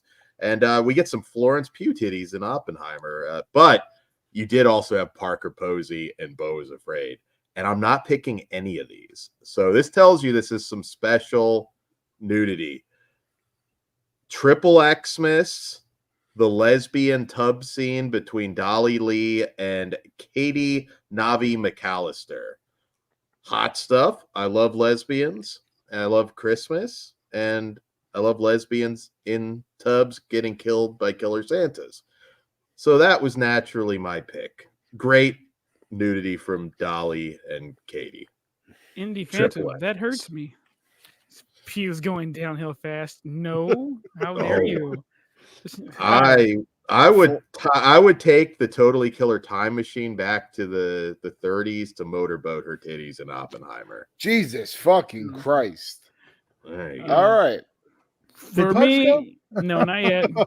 This You're is taking a pass on this one. yeah. You, No, you- no, I'm in. Okay. Usually, I would vote for a hot chick in this, but it is the best nude scene of 2023. I gotta go Saltburn. It's too fucking good. You Did picked Dick? Okay. Wait. He hasn't wait, seen it, so pause. I'm not gonna Remember, say. I don't want Yeah. any more information. I have not got to see it yet. All right. Well, Oh, you know what, Pugs? I don't blame you. It's not my pick, but I mean it's up there for one of the fucking best nude scenes. But my pick is also something a little grotesque. Well, depending on the way you swing. But my best nude scene of 2023 is I don't know what the fuck she was called, but the fucking 700-pound obese chick demon thing from fucking Venus. Gotcha. I've never seen tits so big and so terrifying. So that's my pick. and you've wrestled Terex. My God. God damn it. That's good, Dan. God damn it. Dan fucking has one every now and again. And that was the one. Yeah. Okay, there you go, Horowitz. March yourself to the. Never mind. Yeah, no, dude, those tits were terrifying, dude. And the way she squished that dude's head, I want no part of that. Like, dude, like you saw what she did with her hands. Imagine if she just like took her knockers and fucking went like shit. So yeah, best nude scene of 2023. The big 700-pound woman from Venus. Yeah. This will probably come as no surprise to anyone, specifically Ben, because my answer is Murder Size, Jessa Flux, Look at My Tits. You know what? I do not blame you. That's That is easy pick. yeah, and if you didn't know this, my girl actually picked that for her best soundtrack of 2023, and I agree that had a killer one. But yeah, dude, that scene was my number 2 because just Okay. being so offended that somebody wouldn't look at your tits to the point where you die. I mean that deserves some credit. So I thought for sure, Pugs, you didn't pick Florence Pugh. You it's picked Lena. it's there, but like it's the best one, and that one I consider the best. It's just naked people. Some interesting picks tonight. Mhm. Yeah. all right. Number 5. Halfway point. What are we at? Number 90 minutes? 5. All right. Time to Not eat some quite. cookies. 75. All right. Number 5. I have Infinity Pool from director Brandon Cronenberg. Love this film. Talked about it a lot over the years, so I'm not going to rehash it, but Over the years. you know, over the year. Sorry. He's not at his dad's level yet, but He's pretty fucking close. He's- Dude, no, hold on. With Possessor and Infinity Pool, I argue he's got very close to 2 fucking masterpieces. Antiviral too.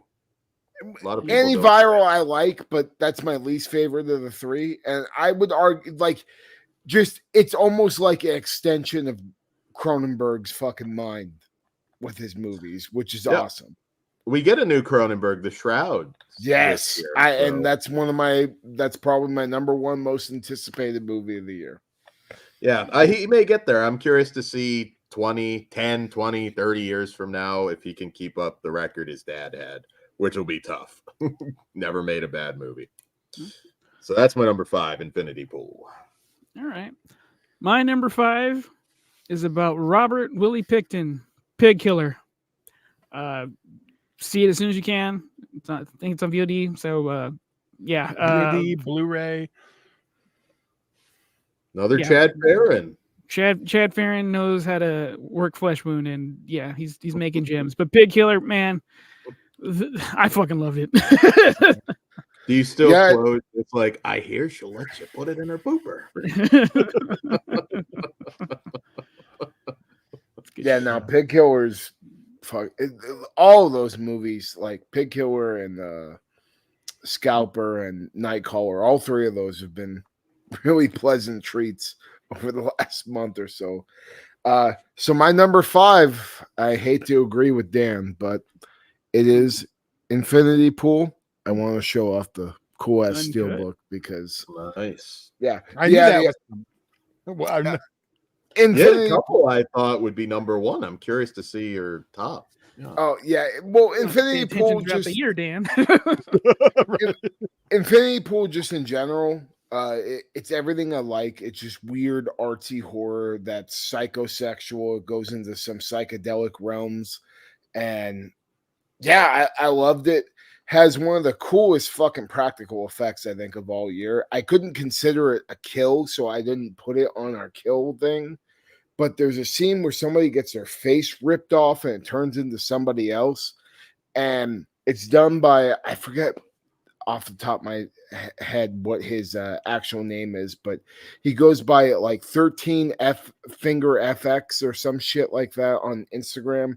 He's been working with David Cronenberg since Possessor, and he's a master of his craft. And this was a great showcase of his work. And yeah, just Infinity Pool is weird as fuck. One of those horror movies where you're either gonna love it or you're gonna hate it. But for me, it's right up my alley. And anything Brandon Cronenberg or his dad David Cronenberg does, I'm gonna be all over. And yeah, can't wait for the Shrouds. You know, I have a theory in Infinity Pool. I think Alexander Skarsgård just got too excited and just nutted. And then the director, Brandon, was just like, all right, unrated cut. You know what? I fucking would not say that that's out of the realm of possibility. Yeah. And also, like, arguably, Mia Goth in that movie, I think, has one of the best performances of all year. She's fucking such a horrible villain in a horrible situation, and just the manipulative nature of her character. It makes her super fucking scary because it's very real. She likes to kick people. I feel like I would have just no-sold it and just went, huh. Like every time she's doing it, just, Well, we know what you're into, Dan. I don't want to see Dan's no face like ever. Like, I don't want to see Ginger Strokes, Dan. Move on. You're going to see it every show. All right. New host openings. Cool. Maybe we'll hire from within. Who Cool, wants cool to do duder. that? Let's get cool duder. Hi guys, gore readings and welcome to Flesh Wound Features. And he had the little Mickey Mouse laugh. Don't look in my white van. All right. Well, my number 5. I don't have to say I hate to disagree with Dan because I like the person I'm agreeing with. But for the first time, same director, Chad Farron, back again. Pig Killer, also my number 5. Nice, So, nice. I hear Todd. Two for Yeah, us. you guys are on the same level tonight. We're hitting 10-5. Let's see what happens with one, I guess. I'd be shocked. All right. So on that, best what the fuck scene. This is one that I don't know how it's defined. So we'll see. This might be a what the fuck. This was easy as fuck for me. Yeah, Mine wasn't, but the one I did was like the only one I could think of was a what the fuck when I was watching it. So let's go, Okay. Dan. What do you got? What's your best what the fuck moment scene of 2023? So there were a lot of scenes like that in Poor Things, but I gotta say it didn't make the cut. So the one that just like caught me totally off guard and had me going, what the fuck? Because I wasn't expecting it, was the seduction scene in Dream Scenario with Nick Cage, which was hilarious. Awkward as fuck, and so funny.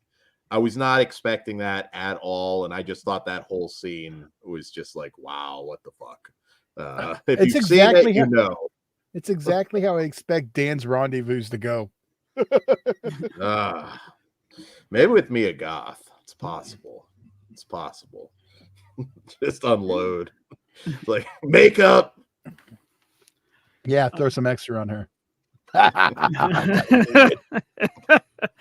For me, best what the fuck scene comes also again from Saltburn. It's at a funeral. I've never rewound. I usually don't rewind movies the first time watching. I rewound that scene maybe 3 or 4 times. I could not. I laughed my ass off. I'm like, did they really fucking do this? This is amazing. So I thought you would go with a a different scene. No, that wasn't that weird to me. I like pennies. All right. I need to God, watch this you need to movie watch later. Saltburn. I'm gonna if it's still playing in the theater by me, I'm gonna go check it out either tomorrow or Friday. Okay. You'll know the scene, Todd. Okay. You'll think it's one before it. It's not. Just keep waiting. All right. I was uncomfortable there. well, for me, my what the fuck scene was the Saltburn bathtub scene. For a while until last night, I watched Beau is Not Afraid, or Beau is Afraid. I'm sorry, and the penis monster takes the cake for the best what the fuck scene of 2023. One I thought Pugs, about. if that is not if that's not enough for you to go and watch a movie, it's worth the 3 hours. It's Ari Aster. I just need the time, and I have it. I'm ready to pull the trigger. It's so worth it. Like for me, that movie, just in general, like the first hour sucked me in. Second hour, not so much, but then penis monster. So I'm in. yeah, great film, and that's the penis monster from Beau is Afraid is definitely my best what the fuck scene of 2023 because I was not expecting that at all, and it was awesome. And it was, from what I saw, a lot of it was practical. So shout out to you, Ari Aster. You're a fucking gem of a human being. Cosign. I went a completely different way with my best what the fuck scene. Mine was less visual what the fuck and more of a what the fuck. And for those who've seen it, Eileen, the basement scene. Cool. When we get it, I was just like, what the fuck? So that's mine. You guys are being awfully harsh on someone I who's was getting infections. Wait, say it again, Todd. It is Eileen from Okay. Yeah, I still the haven't basement seen scene. it. You don't. Why though? You guys make me want to watch it. You'll like it. It's a downer. It's It's a lot to get through, but if you make the trip, It's the I do one think thing that's You I guys do act think you'll like like I'm where you some land. type of pussy. Like, No. no. Because It's it's one of the drama most heavy up evil top, which is why I don't characters. think. So if you want to There's just only- watch the last act, just do that. I'm good for a slow burn. Yeah, but it's not horror either. It's not. it's Yeah, that's fine. But if it's fucked up, I'm gonna be interested in it. Then do it, I mean, Kruger. For Fucking do fuck's it. sake, dude, I like Gummo. Gummo's good. okay. Yeah. Okay, Watch you'll be that shit fine. this week and get back to us on the next Then you'd be like, I episode. watched all that shit for that. But it also has Thomason on there and from Last Night in Soho. She's awesome. Yeah. Damn, there you All go. right. Yeah. So here we go. I'm sure Kruger has a few honorable mentions on this one too. So it is the best kill of 2023. So Oh, this is my favorite I know. fucking category, boy. Best I only have a few kill. honorable mentions. So I was torn between two, and I went with the movie because technically, I guess this one could have been TV. And Fall of House of Usher had an interesting one, but my pick is When Evil Lurks, the dog dragging and eating the girl's face. That one had me standing up like, holy shit. And I don't know that anything else really did that for me this year in terms of gore. That one was just like, goddamn. And you kind of know it's coming, but that When Evil Lurks scene is legendary in my book. Well, But I think what does that scene's so much justice is you find out about. And I just recently rewatched it, and like I was watching it with a couple other people. You find out about the lore of what happens if you touch something, and then you see the dog go fuck around with homeboy's clothes, and then you're just like, oh fuck no, don't. And then the dog runs away, and then like you kind of forget about it for a second, and it comes back, the screen just grabs that fucking little girl. I mean, it is such a fucking great scene. It is. I highly enjoy that. So best kill for me has actually been at the top of my list since early this year. It's the gurney off the ambulance from Cocaine Bear.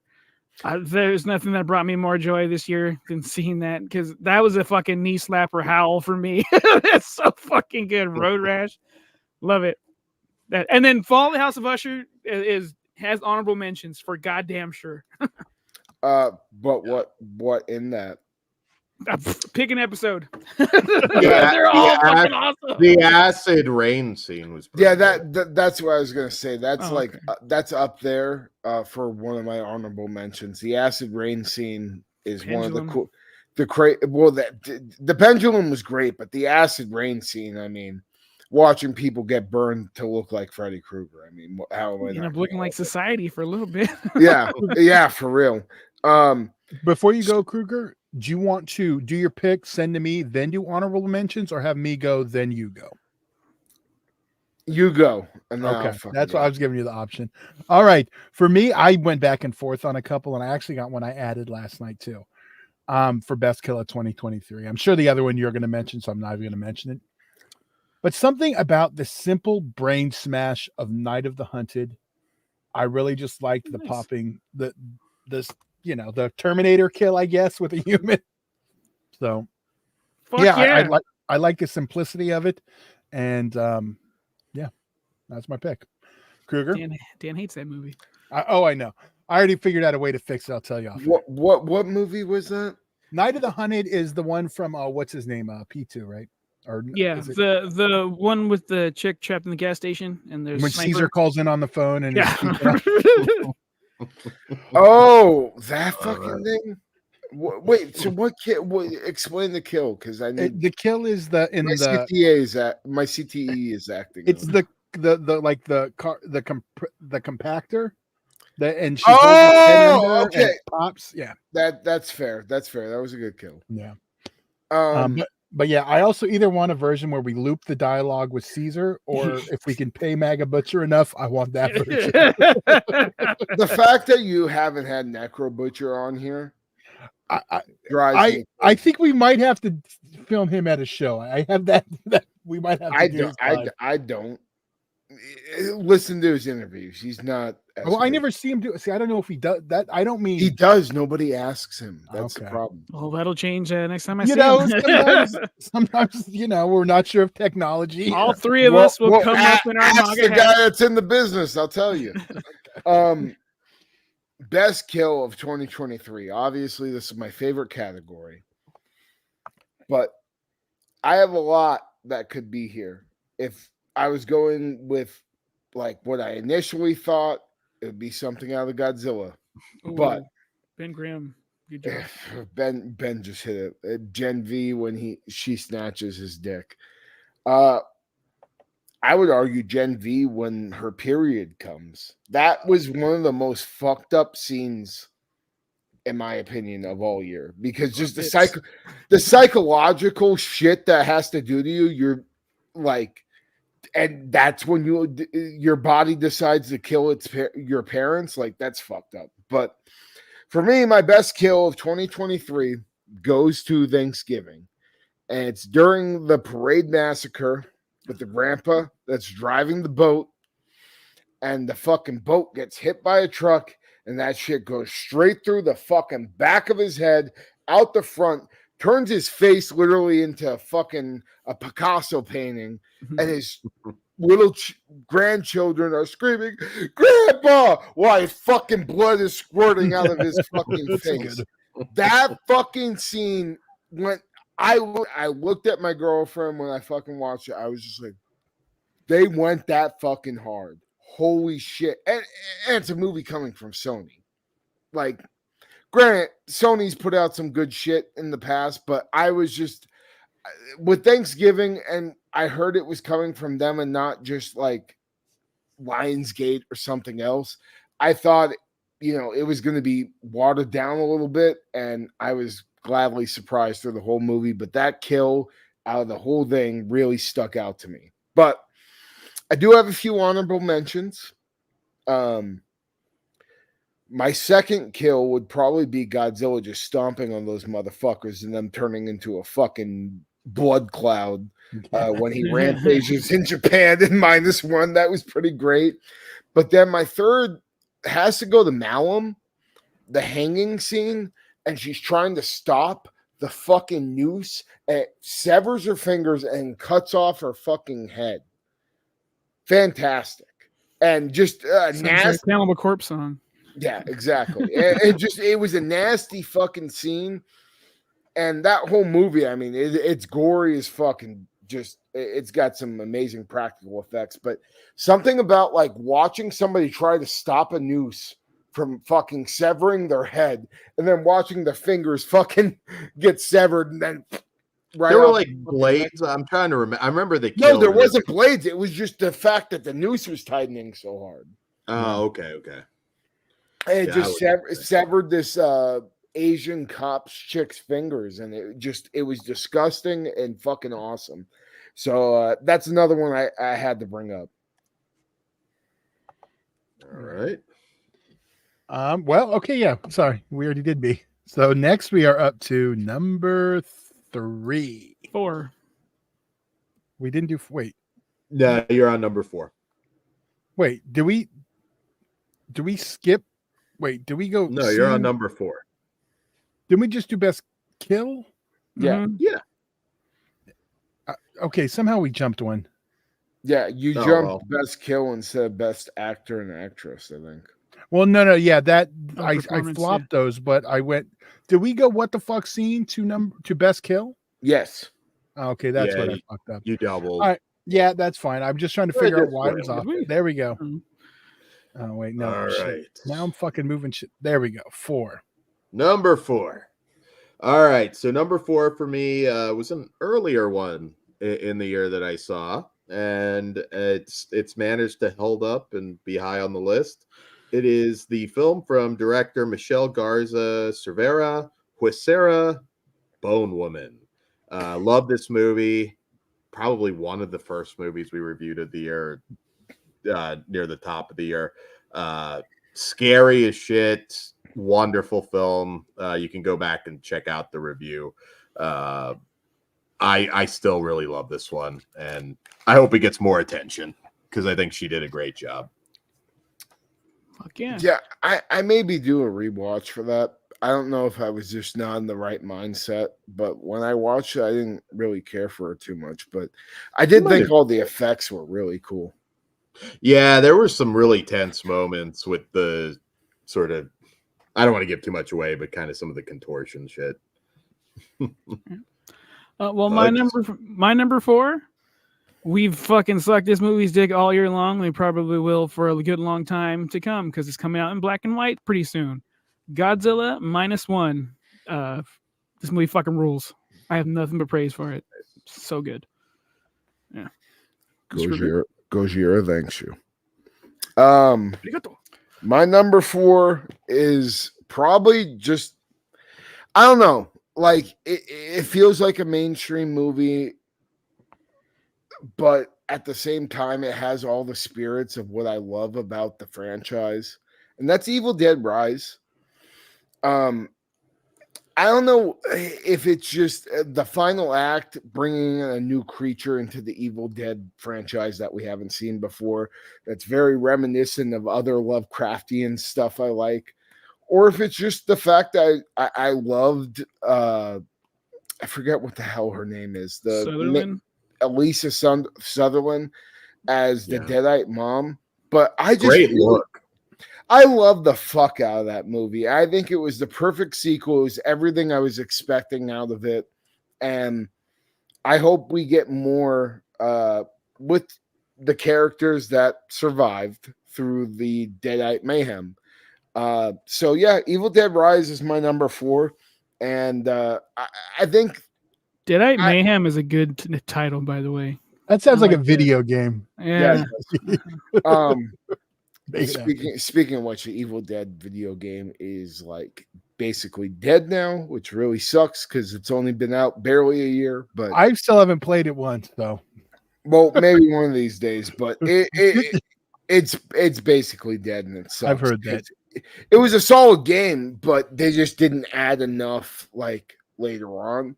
And I think with a lot of horror games, you need to add a bunch of shit. That's why Dead by Daylight's been fucking going for 6 years now, is because every killer there's like different things to get across, different things to like get across if you're like a survivor and stuff. But anyways, Evil Dead Rise, I thought it was exactly everything it needed to be, and I enjoyed the fuck out of it. And I hope eventually we get like the Avengers of Evil Dead, and we just get Ash.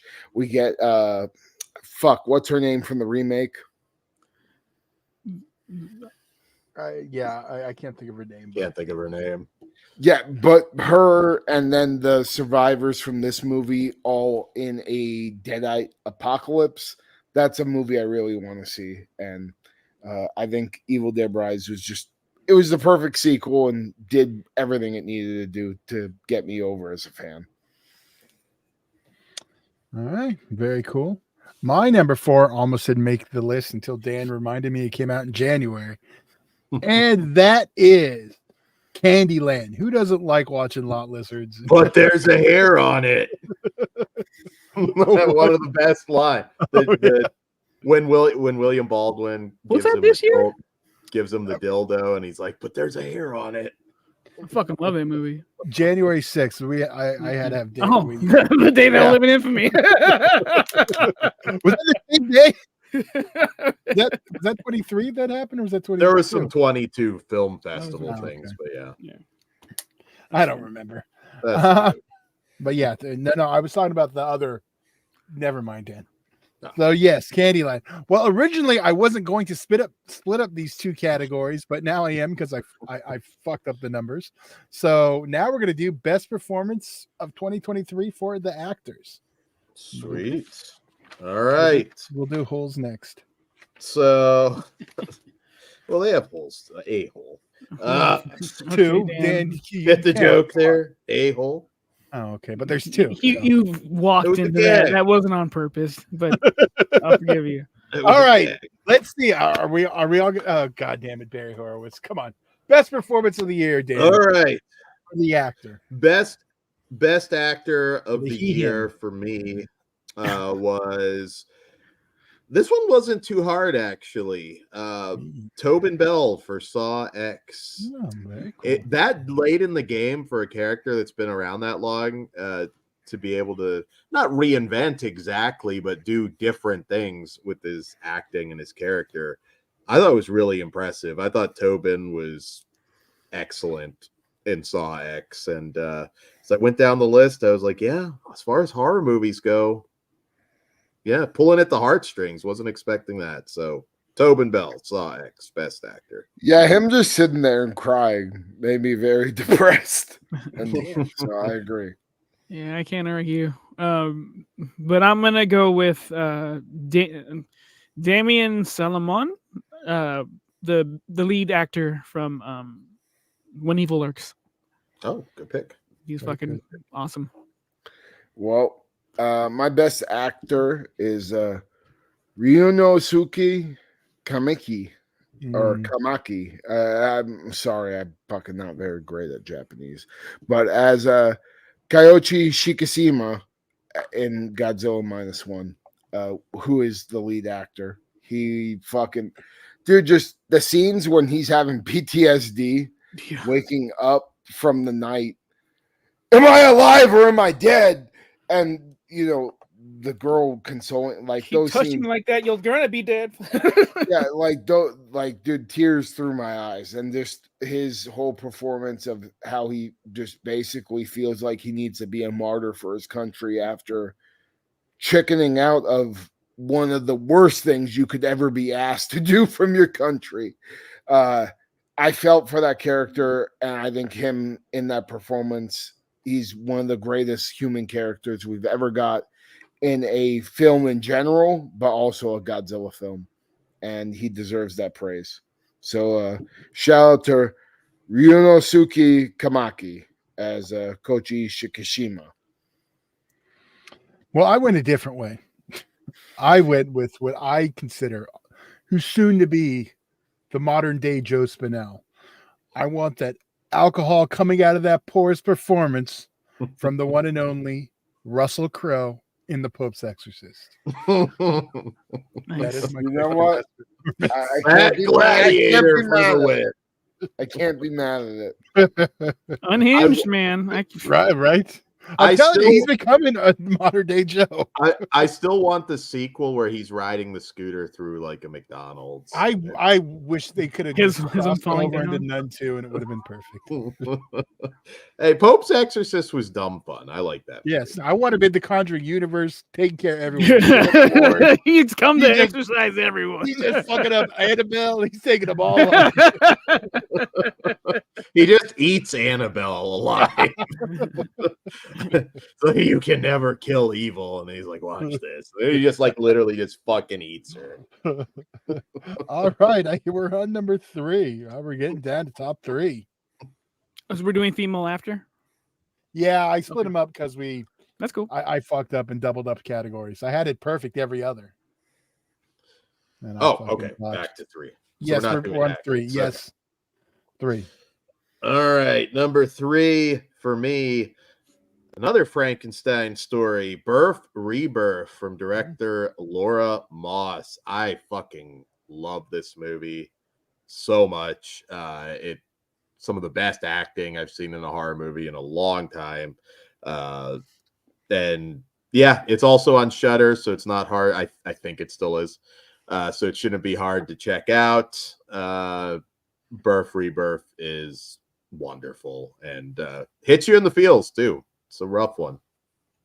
All Meh. right. I love it. Speaking of rough, my number 3. The movie feels like it was fucking made for me, except I don't speak their language. It's Megalomaniac. The visuals on screen are fucking incredible. Almost my number 10. That was that or Cobweb. Oh, okay. Yeah. I would have. Well, clearly I would have whipped it with something. Yeah, it. Go watch it. It's fucking great. It's too good for words. Feels kind of like Shrum, but also like in an artsy Mhm. way. So Which is fucking really so cool. dark and cool. God, I love that fucking movie. What about you, Krieger?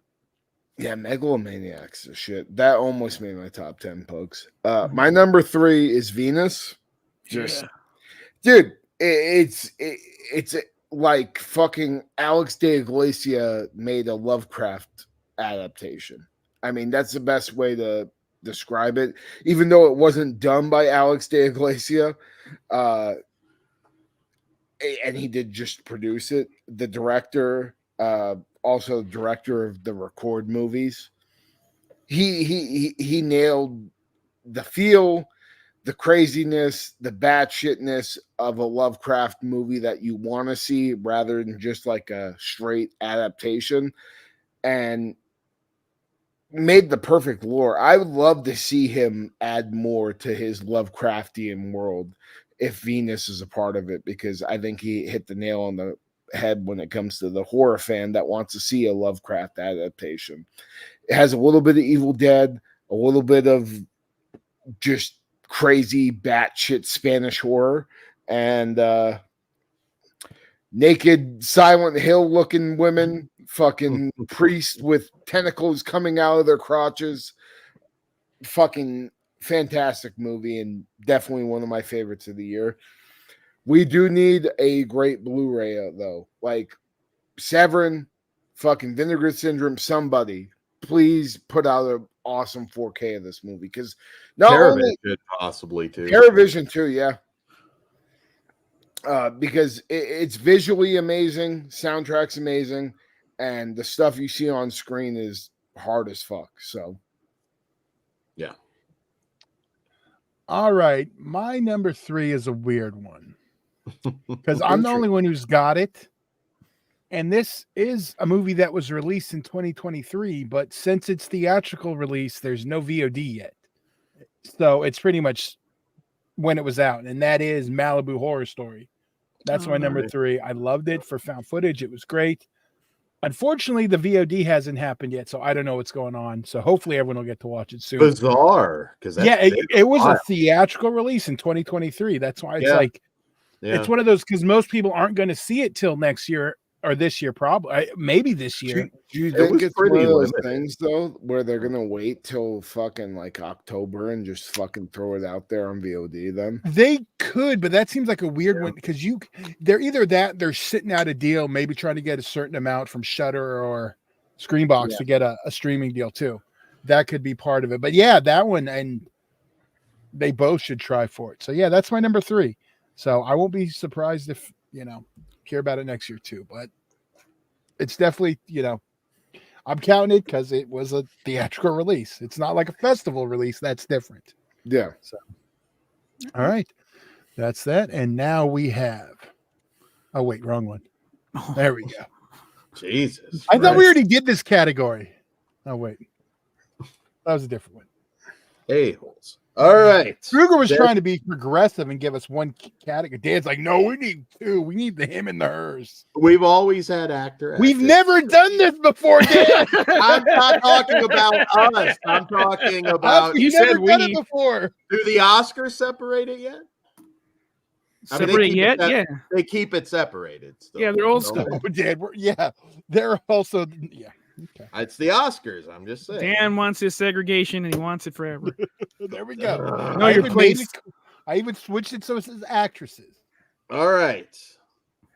Best actress. I had a tough time because it's a toss-up in the same movie with Birth Rebirth, and I went with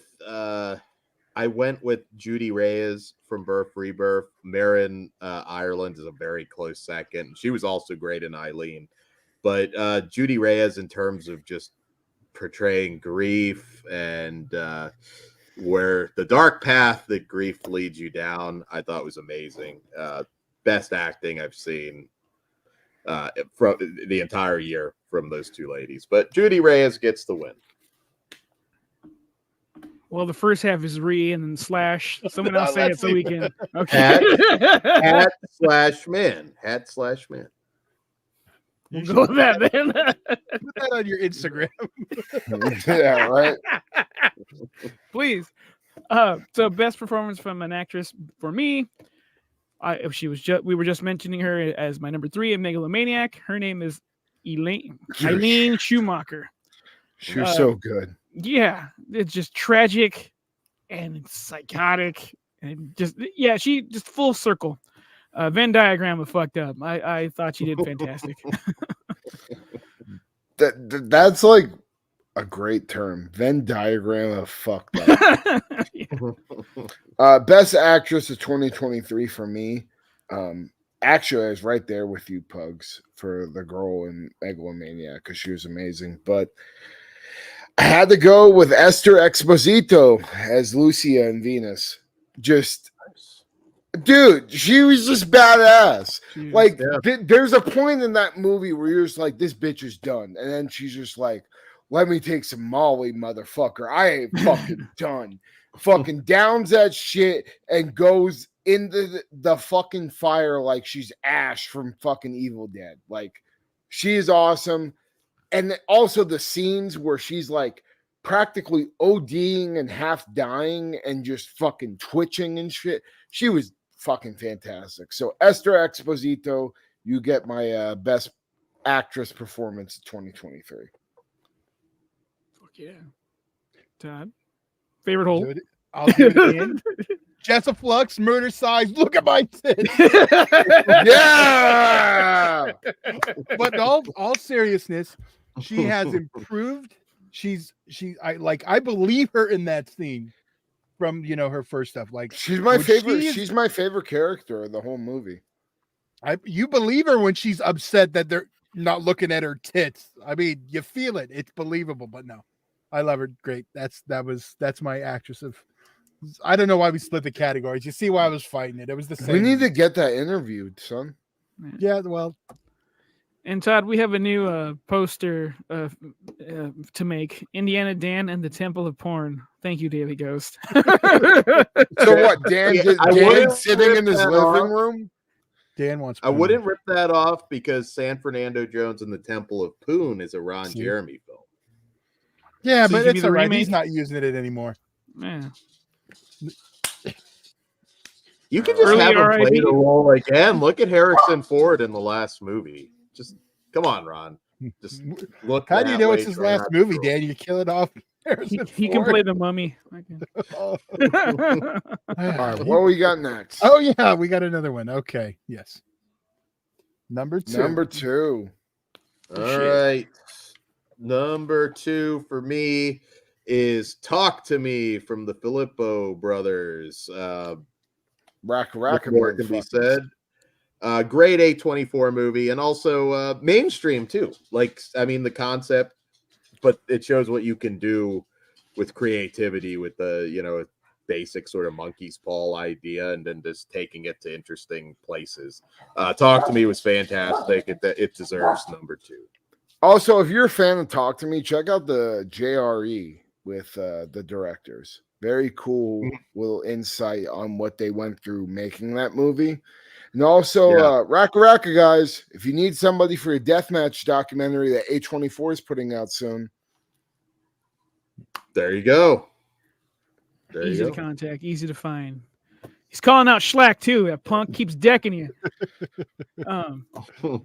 My number 2 is When Evil Lurks. This movie made me so happy going to see it in the theater. And then again, I'm a little weird at times, so I was laughing at inappropriate scenes, getting some looks. They can go fuck themselves because this movie, again, made for me. That is my favorite fucking thing of the whole movie, dude. I never knew. Ben Grimm, same page, When Evil Lurks. I never knew I wanted to see that so bad. And, Either. Yeah, I have a new popcorn bowl now. So When Evil Lurks is a shit. Go see it. Well, my number 2 is Thanksgiving.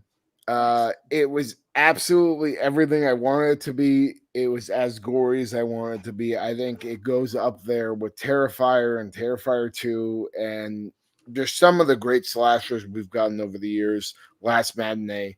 It's up there with one of the greatest slashers we've gotten in the last 2 decades.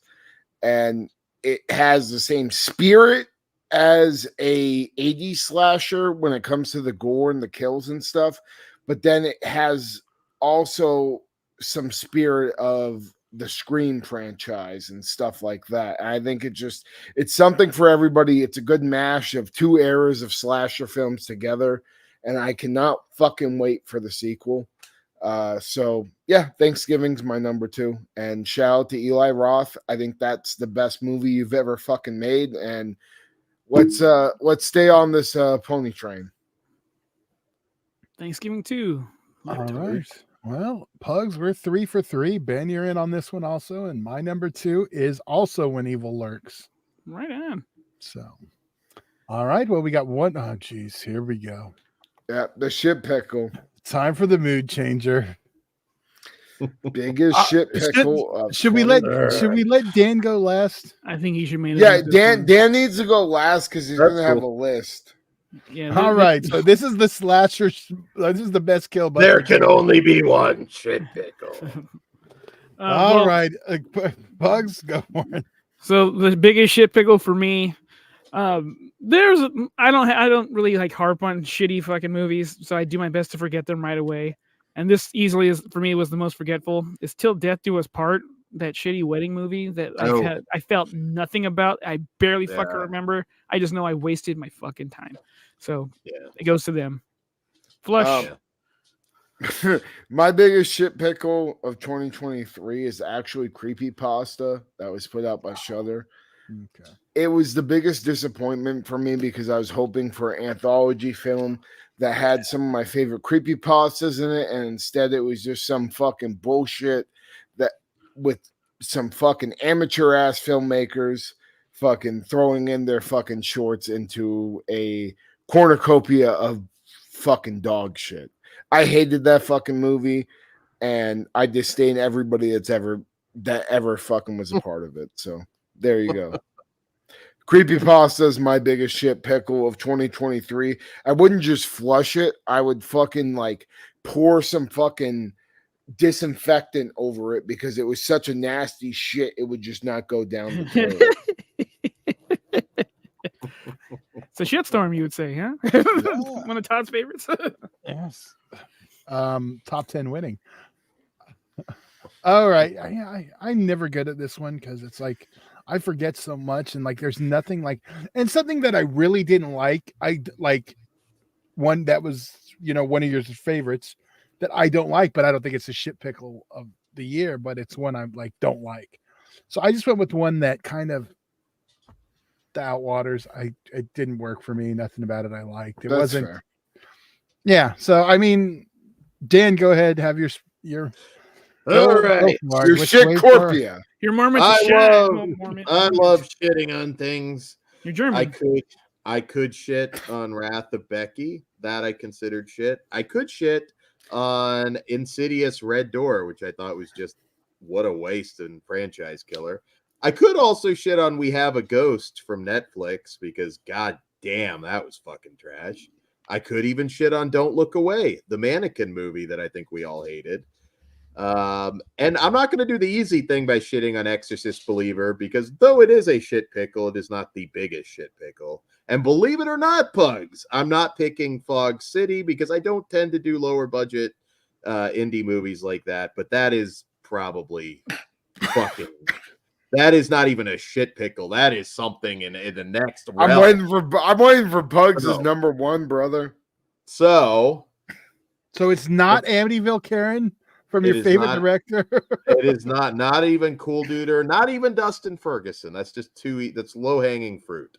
So my biggest shit pickle of the year, because it had no excuse to suck as bad as it did, is Pet Sematary Bloodlines. Really? I thought that was a fucking piece of crap, a waste of a great cast. David Duchovny felt like he almost made my top 10. It didn't molest me like it did Dan. I thought it was fine. Pet Sematary Bloodlines was a fucking piece of shit. Worse than Exorcist Believer, and that's impressive. Wow. Okay. I can see why it went direct to streaming. I really do. Pet Sematary Bloodlines had no business. Could I say Fog City was worse? Probably. Don't Look Away was shockingly bad. I thought that would at least. Yeah, that one out of those. Yeah, I figured that would have been something. But Pet Sematary Bloodlines did nothing for me. It was a lifeless, poorly conceived, poorly written, poorly acted. And considering the cast, that's shocking. It's garbage. Hated it. Right on. All righty. Wasn't as painful as I expected. No Blumhouse films. The fuck? No. In fact, again, This is for when Dan Blumhouse, is like good, yeah. serious. He puts the gimmick aside and is like, I'm legitimately picking. I'm not just shitting on him to do it. I was Fog City was on it, but then I would be breaking my rule when it's a super low budget movie. It's like low Dumb hanging rule. fruit. Yeah, but why you gotta set up your own rules? That's how I do it. All right, number one, the big cheese. Oh, God, that was fucking. Let's fucking go. I almost said the other one. I heard You- Dan's pronouns. All right. So number one of the year, probably not going to be a big shock for me on this one. Best film of the year for me is When Evil Lurks. I think it is a masterpiece. And honestly, this one, I saw it. Nothing ever came close after I saw it. I think it's in a league of its own. And When Evil Lurks. There you go. Demian Rugna. You got the best horror movie of 2023 for me. Right on. Shout out. Yeah, that was Give us that actually interview. yeah. Yes. That was neck and neck with my number one. My number one, I was going through like a funk where I didn't want to go to the theater. I was mad at everything. Like I didn't want to leave the house. But when I saw Talk to Me, I'm like, this is why I like horror. This is the reason to leave and see it on a big screen. Those guys just knocked it out of the park. Thank you, YouTube, for finding them, and thank you for giving me this. Thank you for giving me this fucking movie. It is a favorite, like legitimately. Yeah, I love everything about this. They have kid trauma. It's awesome. It's fucking awesome. I'm glad this exists. Yep. We're getting a prequel, so we'll see. We're getting I'm a curious. prequel, and also let's just start the campaign. Ronald McDonald versus Michael Kruger. Let's do it. There you I'm go. in. If you don't know, one of the fucking directors is crazy like me and likes to get cut up with glass. So, Oh. There you go. so my number one, Godzilla -1, fucking just perfection. The greatest Godzilla movie I've ever seen since the original. I still stand by. The original is the best movie for me, especially after just seeing it a week ago in theaters. But -1's definitely number two. Has the most action, the greatest human characters, possibly the greatest Godzilla ever, with his personality, the effects. Parts of the effects make me wonder if there was practical effects used, which is something in CGI that never happens for me, but goddamn, they fucking did it. And I just really, really hope, and like, I mean this from the bottom of my heart, this is my favorite movie of the year. I want to see more. I hope this guy doesn't get sucked up by Hollywood after fucking, he probably wins an Oscar, because and fingers crossed, this motherfucker's going to win a goddamn Oscar. It fucking deserves it. It's one of the best fucking movies of the fucking year and has probably the best characters out of any movie of the fucking year. And Oppenheimer may be fucking great, but this showed what this motherfucker did to the people, and that fucking means more than what the fuck we built to fucking destroy them. So goddamn it, Godzilla -1 deserves a fucking Oscar, and I hope to God that this guy is just, I know he wants to do a Star Wars movie. Go do your Star Wars movie, and then fucking come back and please just add on to this fucking universe, because I would love to see a fucking franchise in Godzilla where we have Godzilla reappearing every 10 years. That would be a very cool way of doing a throwback, bringing in some throwback monsters, and just having some type of lore where he reappears every 10 years because another kaiju comes through the fucking city. I think that would be awesome. And whatever the fuck this guy does with Godzilla, I trust. But I think that's the way to go, and I really want sequels. Godzilla -1, though, is just it's perfection. And as a kaiju fan, I can't be happier with that movie. Even it had me reevaluate my love for Shin Godzilla, and that was like something that just took me back, because I realized I love that movie because of all the horror aspects and all the fucking destruction and just fucked upness that happened in that film. But this took it to another level and brought you with the character drama that made you feel more. So when there's children crying, just like in the original 1954 film, you feel for those children. This movie it's a fucking masterpiece of monster movies, a masterpiece of kaiju cinema. And if you haven't seen Godzilla -1, it is not playing past this date, but next week we'll start a week of black and white showings of the film. So go check that out. It's Godzilla -1 color. They're only showing it for a week, but it looks like they're putting it in most cinemas. So check that shit out. Sorry, That's what they said last time. January 26th is when it starts, right? Yeah, January 26th, and then it will be playing for a week after. Hopefully it gets an extension, but again, this is like a very special way of watching the film. So how many weeks are we at on the other one at this point? Oh, dude, what was it? The beginning of December 1st or some shit like that, and then fucking because it's making money, and the fact that it's made as much money as it has, I just broken more records than any international film. Oscar stuff, please. And I'm not talking about the international. You know, I don't want. We'll take it. Well, I want that for sure. But yeah, I think it should. I mean, effects alone, we deserve that. But like at the same time, best actor, best director, like, dude, it is absolutely one of the best movies you can watch all year. And like, you don't even need to be a Godzilla fan to enjoy that movie. One of the coolest things that I heard was like, my girlfriend's sister and her boyfriend went and watched the movie, and they're not big Godzilla fans, but they're like, that was fucking awesome. Okay. I'm like, yeah, because that's like what kaiju cinema should be, and it can be. And like, that's the best we've gotten in fucking so many years. Give this guy the fucking book. I want him to make 3 more Godzilla movies at least, but I do want him in Star Wars. I think he would kill it. I fucking love Star Wars. Go fuck yourself. Sorry, I know, but I don't know. At least they try to revive that. Yeah, but if they don't leave it like that other shitty. But if the guy wants to do it, his heart's in it, and he wanted to make this movie so fucking bad. I have nothing but confidence in this gentleman. If he can do it for a lower budget, which I think he could. I think everything's gonna have to be at a lower budget now. Hollywood, the way it was, it's not making money, and they know that now. There's no way around it.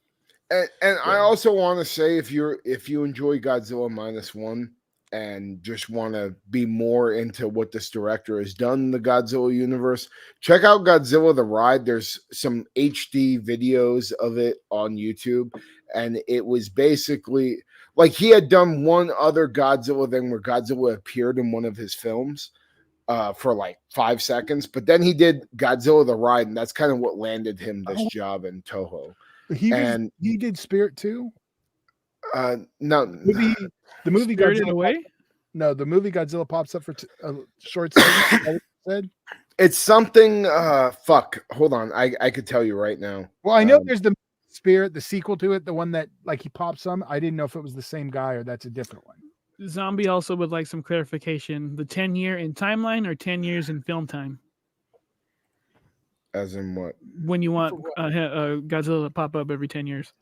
No, Godzilla is in timeline. So we have Godzilla pop up in the 60s, the 70s, the 80s, the 90s. And then we eventually get to the point where he's back on like current day. One of in the 90s when he gets into like gangster rap, starts wearing a do-rag backwards. Starts smoking Mothra, do a drive. I just go by G-Zilla today. All right, so the movie that got shooting.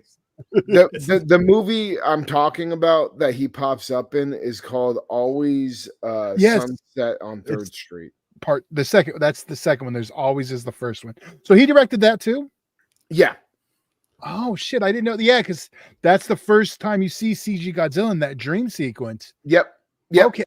Oh shit. And ironically, if you go back and look at it, it's a very similar design. And then eventually Toho asked him back to do the Godzilla 4D ride that they were having. Okay. See, I knew that. I didn't know he did the Yeah, and then he did the 4D ride. And honestly, if you guys are fans of Godzilla, go watch the fucking 4D ride footage that's on YouTube.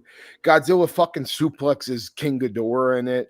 Fucking Rodan comes in. It's badass, and it's basically the same Godzilla design as in -1. The only difference he did was with the dorsal plates.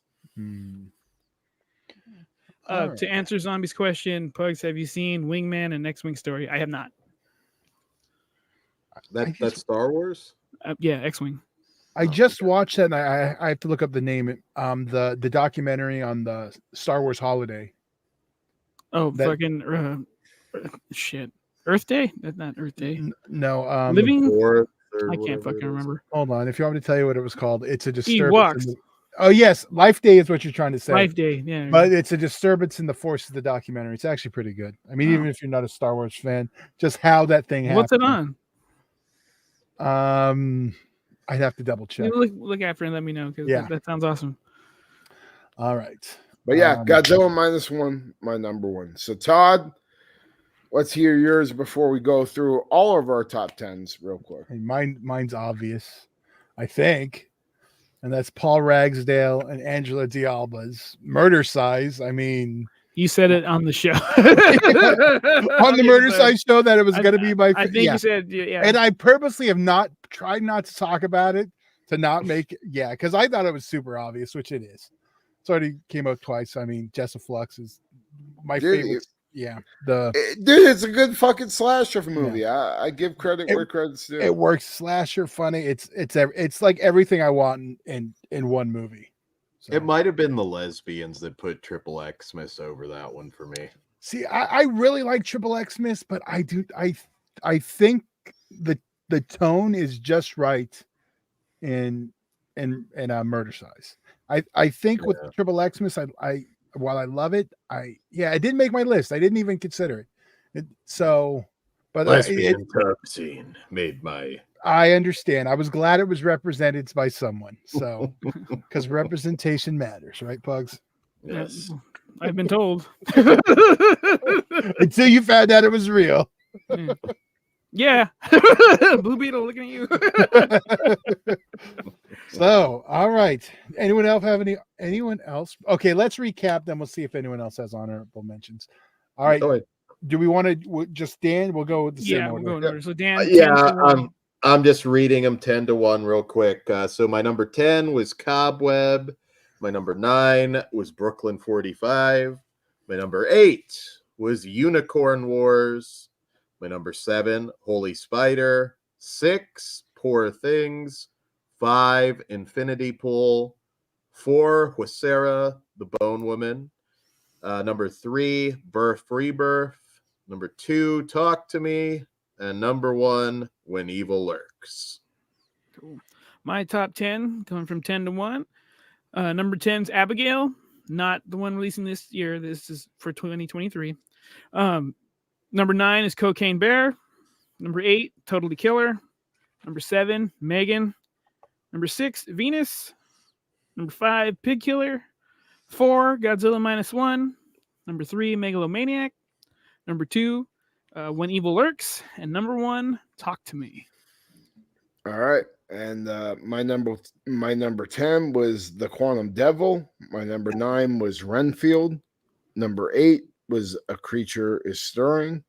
Number 7 was When Evil Lurks. Number 6 was Malum, very fitting. Number 5 was Infinity Pool. Number 4 was Evil Dead Rise. Number 3 was Venus. Number 2 was Thanksgiving. And number 1 was Godzilla -1. Nice. Right. My number 10 was Abigail, same one as Pugs. Number 9, Totally Killer. Number 8, Chad Farron's Scalper. Number 7, Thanksgiving. Number 6, Talk to Me.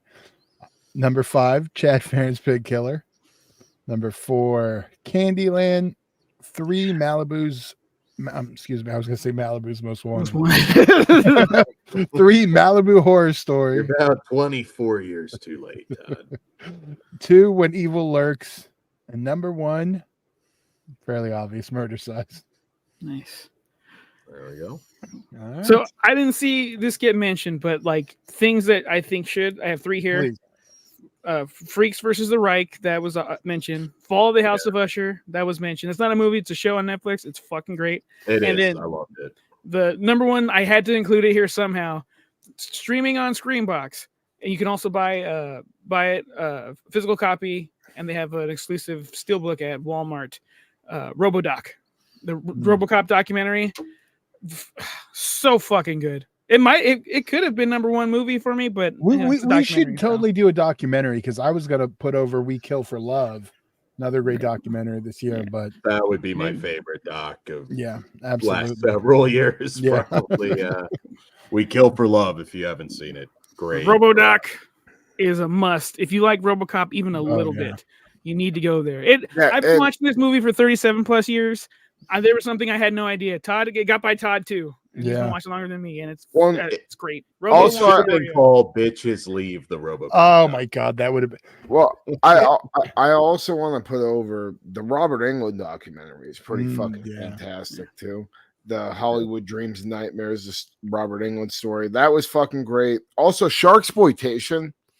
Yeah, that was really good too. For a little niche thing, like if you're a fan of those movies, that's a fucking really good like watch list documentary where you could just pick stuff through. God is a Bullet too, dude. Like that movie surprised the fucking shit out of me. Barn 2 was one of my faves. Well, Ben, Barn 2 I would consider one of like the one of the movies from last year, because isn't that when the Blu-ray got put out? It is. That's the whole thing, yeah. But that was great though. I love the fuck out of it. I love the first Barn, but Barn 2 was the shit too. That's why I was going to bring up. I wanted to add the Discovery. Yeah, like whatever, like the new favorite you discovered. Like, so if you watched something, for example, in 2023, I found Pickaxe, which became a new favorite. You motherfucking cunt. But I mean, that's the idea, because that's something I didn't see in a previous year, but it's something but like that's the idea. So for me, when it comes to that, I'm trying to look at like what I saw. Yeah, I normally look over and see, but that's just a thought I had. No, that's a good category for next year. Best new watch you've seen all year. But were there any other? Because I have a few mentions too that no one's done yet. Do you have any more? Pugs, Kruger, Dane? I'm good. Yeah, I'll go for it. I got a couple. Well, first off, Satanic Hispanics was pretty fucking great. Yeah. And I think that movie belongs like up there. It was on my top 10 for a really long time. Last Voyage of Demeter, whether it may not work for a lot of people or not, if you're an old school Creature fan and you just want to see a cool Dracula story where he's more of a monster than a playboy, fucking definitely one to watch. Moon Garden, fucking great fantasy horror, where it has the perspective of a little girl, which you really don't get in many films nowadays. And again, Dan said in his review, it's a risky fucking business when you go into something like that, but she did fantastic, and that's really a great movie for anybody. Project Wolf Hunting. Yeah, fuck yeah. That was up on my top 10 forever. Same. That movie's hard as fuck, gory as hell, basically Con Air plus Resident Evil. Good call. Yeah. Fuck yeah, it's awesome. And other than that, Dark Harvest, great fucking Halloween horror. I know Todd wasn't a big fan of that. And then just a few oddballs in here. From Black was in my top 10 for a very long portion of the year. It felt like almost like an offset Hellraiser story. Really enjoyed that. And then 65, why it's not the greatest movie in the world. If you're a fan of dinosaur horror, check out 65. Okay. Dan, did you have any? I have just a couple. Five Devils, definitely one of my favorite films of the year. I just didn't think like the tiny bit of horror in there really qualified. But excellent. Five Devils, seek it out. Another one, not a horror movie. It is a ghost story of sorts, but Falcon Lake, more of a coming of age thing, and that one hit me hard. That is a fantastic movie, but again, more of a drama than anything. I think most of the rests were pretty well covered. Dark Harvest, great movie, just didn't quite make my list. I got a few that no one mentioned too. I'm surprised you didn't mention Kruger, the third Saturday in October, part 5 or 1. I liked 1 the best. It was Okay. up there, but again, like there was other better slasher movies throughout the year, I think. One that came very close to being in my top 10 if it wasn't for a couple movies. Abigail snuck in there late too. Hunter Kill Her. I really like that one from early I in the year. haven't seen that yet. Still okay. You're gonna like that one. I don't know, might be building it up too high now. But Hunter Killer was a good meat and good. potatoes slasher. Yeah. I liked it a lot too. Love the lead. doesn't too. reinvent the wheel, but it does it well. Yeah. I'm in for that, brother. Another one, Nefarious. That was one Seen it. that was just Nefarious was fun. I mean, it's a propaganda film, but it's still like I hate yeah. that fucking no. movie. Okay. it's Another good. just Well, no, all right. I won't say I hated it. I liked, like, it kept me engaged through the whole movie, but then the ending, I was just like, really? All right, fine. Well, actually, it's funny because all these little ones that like no one hit, other than Santa Stein, which I just want to throw out there because I really like that one. Fuck But that. like the rest I have are just the few others that got really small releases: Nefarious, Shaky Shivers, Soulmates, and Yeah. then one of my favorite, and this The Blackening. you know what? I should have gave this my indie of the year, and that is "Fuck You, Fire on Fire." I but- had fun. Yeah, that one was. I mean, I wouldn't say the whole thing was like super cheesy, Sandstein but was my number. I do like 5. that You're on Lance crack, Henriksen. I like that Lance Henriksen was willing to just like fucking die until they gave him the cigarettes. That was Hey, one of my well. funny moments. As an ex-smoker, I get it. Yeah. But yeah, all right. That was 2.5 hours. Not bad. Yeah. And we started off Thought hot, it'd and be look at this, sweet. calm as fuck. Oh, well, we had a moment towards the tail end. I said Well, you can't help yourself, Todd. it was the best example because it was the truest example. Was it though? Okay, true is fine. I love you, Kruger. You want me to play the theme now too? No. You want my blood pressure to go through the roof and have me? I got shot that on too though. camera? I got the blood pressure gimmick. Watch, too. one of these days you're gonna do all 3 of those, and I'm gonna be over here. Please. Was there anything we forgot there? I mean, between the 4 of us, I think we covered pretty much everything. I think we did a good cover. Yeah, good coverage of the year. Also, I thought shout Onyx out- Before Gratuitous might make one of your lists because I did have fun with that. It was close, and you know, It we was didn't mention. fun. I did see it made. Was it yours, Slasher? I can't remember. And Slasher said Dark. Harvest Yeah, was yeah. I number think it was 1. on it. All right, there you Yes. go. Anybody watching this video, please drop your top 10s. I always find it interesting to Yeah, see please. what everybody's. I tried to top 10. throw them Yeah, up. and I want whenever to see what saw I 'em. missed too. Like that's what I love Yeah. about top 10 videos. I always like find something that fell off my radar. So And I guarantee someone who watches this is going to find some. Best Oh, yeah. nudity, best shit pickle. Drop them all in the comments if you want. Yeah, Fog City. And Todd, you got to watch Saltburn. Oh yes, I know.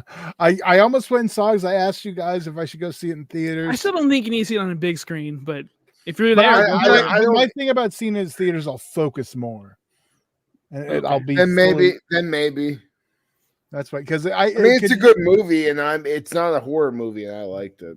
Sometimes you got to fight for my attention. If you have got something flashy or I'm getting a You like Barry Keoghan, who?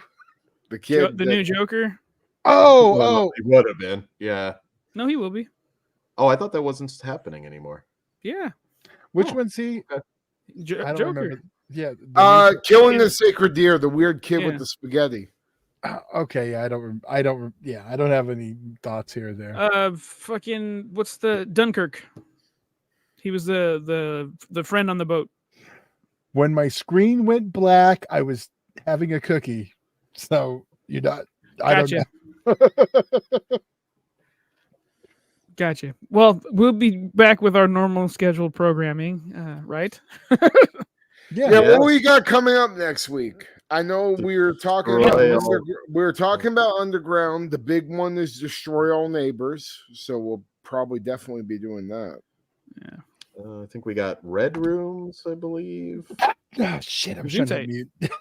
I couldn't get to it in time. That's all right. Sorry.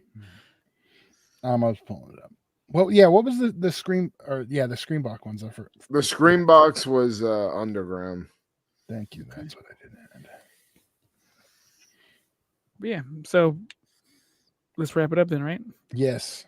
No more All dead air. right. All I right, wish you guys would- guys. yeah. If there's anything else. All right, guys. Patreon.com/FleshmanFeatures. That all starts at just $1. We appreciate it. And we've got some more femme fatales dropping on there, so check it out. Also, check free Discord, as always, in the comments. That costs you nothing, and you'll never miss a sale, never miss new food. Yeah, lots of good shit. Shout out Jess Graham coming in late, god damn it. But we expect He still you to watch showed the up. whole show over. He did. So And there Orc, you you're go. welcome. Screenbox. Check that shit out. It's amazing. Yes, check out Screenbox. And I think I've done all the pimping. New Hat Man coming soon. And watch Trauma 365. Yes. I'm still calling it. Goddamn, it's gimmick now. That's cool. Kruger. Whatever you do, don't fall asleep. I'll see you in Disneyland.